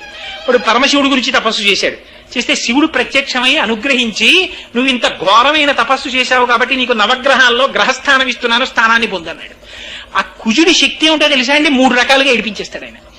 ఏమిటో తెలుసా అండి? ఒకటి రుణబాధ. కుజగ్రహం గాని సరిగ్గా చూడలేదా, ఎంత ఐశ్వర్యం ఉన్నవాడు కూడా అప్పుచ్చుకుని చీకటి పడ్డాక క్రీనీళ్ళలో తలపాగా కట్టుకు తిరుగుతాడు. గుర్తు పట్టేస్తారేమో అని అంత ఏడిపించేస్తుంది కుజగ్రహం. రెండోది ఏమిటో తెలుసా అండి? శత్రుబాధ. ఎక్కడికి వెళ్ళినా శత్రువులే కనపడుతుంటారు. పిరికివాడై భయపడిపోతూ జీవితాన్ని గడుపుతాడు. మూడవది ఏమిటో తెలుసా అండి? తన పక్కన నిలబడి తనని రక్షించవలసినటువంటి వాళ్ళ వల్ల రక్షణ పొందలేక శాంతిని కోల్పోతాడు. ఈ 3 కూడా కుజగ్రహం యొక్క అనుగ్రహం లోపిస్తే ఏర్పడతాయి. 3 తట్టుకోలేవు. ఈ 3ంటిని ఇవ్వగలిగినటువంటి కుజగ్రహానికి అధిష్టానం సుబ్రహ్మణ్యేశ్వర స్వామి. సుబ్రహ్మణ్యేశ్వర స్వామి వారి పాదాలు పట్టుకుని ప్రార్థన చేస్తే కుజగ్రహం బాధించదు, వదిలిపెట్టేస్తుంది. దానికి ఒక్కటే మార్గం, వేరే మార్గం లేదు కుజగ్రహాన్ని తప్పుకోవడానికి. అందుకే ఇవాళ దేశంలో గ్రహస్థితి సరిగ్గా లేకనే ప్రమాదాలు అనేకం జరుగుతున్నాయి కుజగ్రహ దోషం వల్ల ఏవన్నీ. అందుకనే ఇవాళ ఎందుకు వచ్చిందో, లేకపోతే సుబ్రహ్మణ్యేశ్వర స్వామి వారి యొక్క వైభవాన్ని నేను చెప్పగలనా? కానీ చాలు 4 మాటలైనా ఆయన గురించి చెప్పుకుని వింటే, స్కందసాలోక్యతాం వ్రజేత్ ఆయుష్మాన్ పుత్రపౌత్రశ్చ, ఆయుర్దాయం ఉంటుంది, పుత్రపౌత్రాదులు వృద్ధి చెందుతారు. ఏదో ప్రమాదం, బ్రహ్మాండమైన ప్రమాదం జరిగి తల పగిలిపోవలసినటువంటి వాడికి కాలు ఫ్రాక్చర్ అయి బతికి బట్ట కట్టేసి తండ్రి కొడుకు దక్కుతాడు. చాలదో ఆయన అనుగ్రహం ఉందన్నమాట గుర్తు. సుబ్రహ్మణ్యేశ్వర స్వామి వారి యొక్క అనుగ్రహం ఉంది కాబట్టి జాతకంలో తేడా వస్తే శరీరానికి శీర్షాన్ని కొట్టవలసిన వాడు తలని కొట్టకుండా కాలుని కొట్టి వదిలిపెట్టేస్తాడు. సుబ్రహ్మణ్యానుగ్రహం ఉంది కాబట్టి, లేకపోతే ఏడిపించేస్తాడు. అందుకని అంతటి అమంగళాన్ని కూడా చిన్న అమంగళం కింద తీసేస్తాడు. నమశివాభ్యాం అశుభాపహాభ్యాం పరస్పరాశ్లిష్ట వపుత్తరాభ్యాం నగేంద్ర కన్యా వృషకేతనాభ్యాం నమో నమశంకర పార్వతీభ్యాం అని స్తోత్రం చేస్తున్నాం. అందుకని అటువంటి పరమపావనమైనటువంటి సుబ్రహ్మణ్యేశ్వర స్వామి వారి యొక్క చరిత్ర, ఆయన వైభవం, ఆయన ఉండేటటువంటి ఆ క్షేత్రాల పేర్లు ఒక్కసారి స్మరించినంత మాత్రం చేత చాలు. కరావలంబం అంటారు. కరావలంబం అంటే స్వామి నాకు చెయ్యినియ్యి, చేతులనియ్యి. చేతులు ఏం చేసినా దీంతోనే చెయ్యాలి. చిత్రం ఏమిటంటే దీంతో చేసినవన్నీ మళ్ళీ ఇక్కడికి ఎక్కుతాయి. ఎలా ఎక్కుతాయో తెలుసా అండి? ఇప్పుడు నేను చేస్తున్నాను అన్ని దీంతో చేస్తాం. దీంతో చేసినటువంటి వాటి వల్ల వచ్చేటటువంటి ఫలితాన్ని పంచుకునేటటువంటి ఎవ్వరికీ దీంతో వచ్చిన ఫలితంతో సంబంధం ఉండదు. వీడు తేకూడనివన్నీ దీంతో పట్టుకొచ్చేస్తాడు. దీన్నంతటినీ వాళ్ళు పనిచేసుకుంటారు. ఇంట్లో వాళ్ళు చీరలు కుట్టించేసుకుంటారు, ప్యాంట్లు కుట్టించేసుకుంటారు, చొక్కాలు కుట్టించేసుకుంటారు, ఫీజులు కట్టేసుకుంటారు, అన్నీ అయిపోతాయి. వాడెవ్వడి ఖాతాలో 5 పైసలు నష్టం కూడా వేయరు. వాడి తప్పు లేదు, యజమాని తేవాలి, తెచ్చాడు, వాడి కర్మ, వాడు అలా తెస్తే. దోషం ఎవరికి పడిపోతుందో తెలుసా అండి? వీడి ఖాతాలో వేసేస్తాడు. ఎవడేసేస్తాడండి? ఎవడు చూశాడండి అనుకోవచ్చు మీరు. చిత్రంగా కూర్చుని గుప్తంగా రాసేవాడు ఉన్నాడు. వాడు 1000 కళ్ళతో చూస్తాడు. వాడు చిత్రగుప్తుడు. వాడు ఇక్కడ కూర్చుని చూస్తూ ఉంటాడు అన్ని. వాడికి సూర్యుడు చంద్రుడు సాక్షి. అందుకనే పరమాత్మని ఎక్కడ చెప్పినా సూర్యచంద్రుల నేత్రాలంటారు. మీరు శ్రీ మహావిష్ణువుని తీసుకోండి. క్షీరోధన్వత్ ప్రదేశే శుచిమణి విలసత్ సైకతే మౌక్తికానాం మాలా క్లుప్తా సనస్త స్ఫటిక మణినిభైర్మౌక్తి కైర్మండితంగా శుభ్రైరభ్రైరధభ్రైరుపరి విరచితైర్ముక్త పీయూష వర్షై ఆనందీన పునీయాత్ తరి నలిన గదా శంక పాణిర్ముకుంద భూః పాదౌ యస్య నాభిః వేదసురనిలచంద్ర సూర్యౌ చ నేత్రే. చంద్ర సూర్యౌ చ నేత్రే అంటాం. పరమశివుడికి చెప్తే వందే శంభుమమాపతిం సురగురుం వందే జగత్కారణం వందే పన్నకభూషణం మృగధరం వందే పశూనాం పతిం వందే సూర్య శశాంక వన్యనయనం అంటాం. అమ్మవారి గురించి చెప్తే సూర్యచంద్రులు ఇద్దరిని నేత్రములుగా కలిగిన తల్లి అంటాం. ఏడు అందరికీ సూర్యుడు చంద్రుడి కళ్ళు ఎలా ఉంటారండి అంటే సాక్షిగా దివారాత్రములలో జరుగుతున్న అన్ని వాళ్ళు చూస్తూ ఉంటారు. చిత్రంగా చూసి గుప్తంగా ఇక్కడ రాస్తారు అకౌంట్. రాసి దీన్ని ప్రారంభం అక్కడికి తీసుకెళ్లి సంచితంలో వేస్తారు, డిపాజిట్ వేసి ఈ శరీరం పడిపోయాక ఏ శరీరాన్ని పొందాలో డిసైడ్ చేసేది ఆఖరి ఊపిరి. వీడు దేనికి అలవాటు పడిపోతున్నాడో చూస్తారు. చూసి పరమాత్మ రాగద్వేషాలు ఆయనకి ఉండవు. ఓపిక ఉన్నప్పుడు ఎటువైపు మనసు వెళ్ళిపోతోందో చూస్తారు. ఓపిక ఉండగా ఇటువైపు లేదనుకోండి, ఎప్పుడు ద్రవ్యం వైపే తిరిగాడు అనుకోండి, ఆయన ఏం పట్టించుకోడు, తిరగరా నాయన నీ ఇష్టం అంటారు.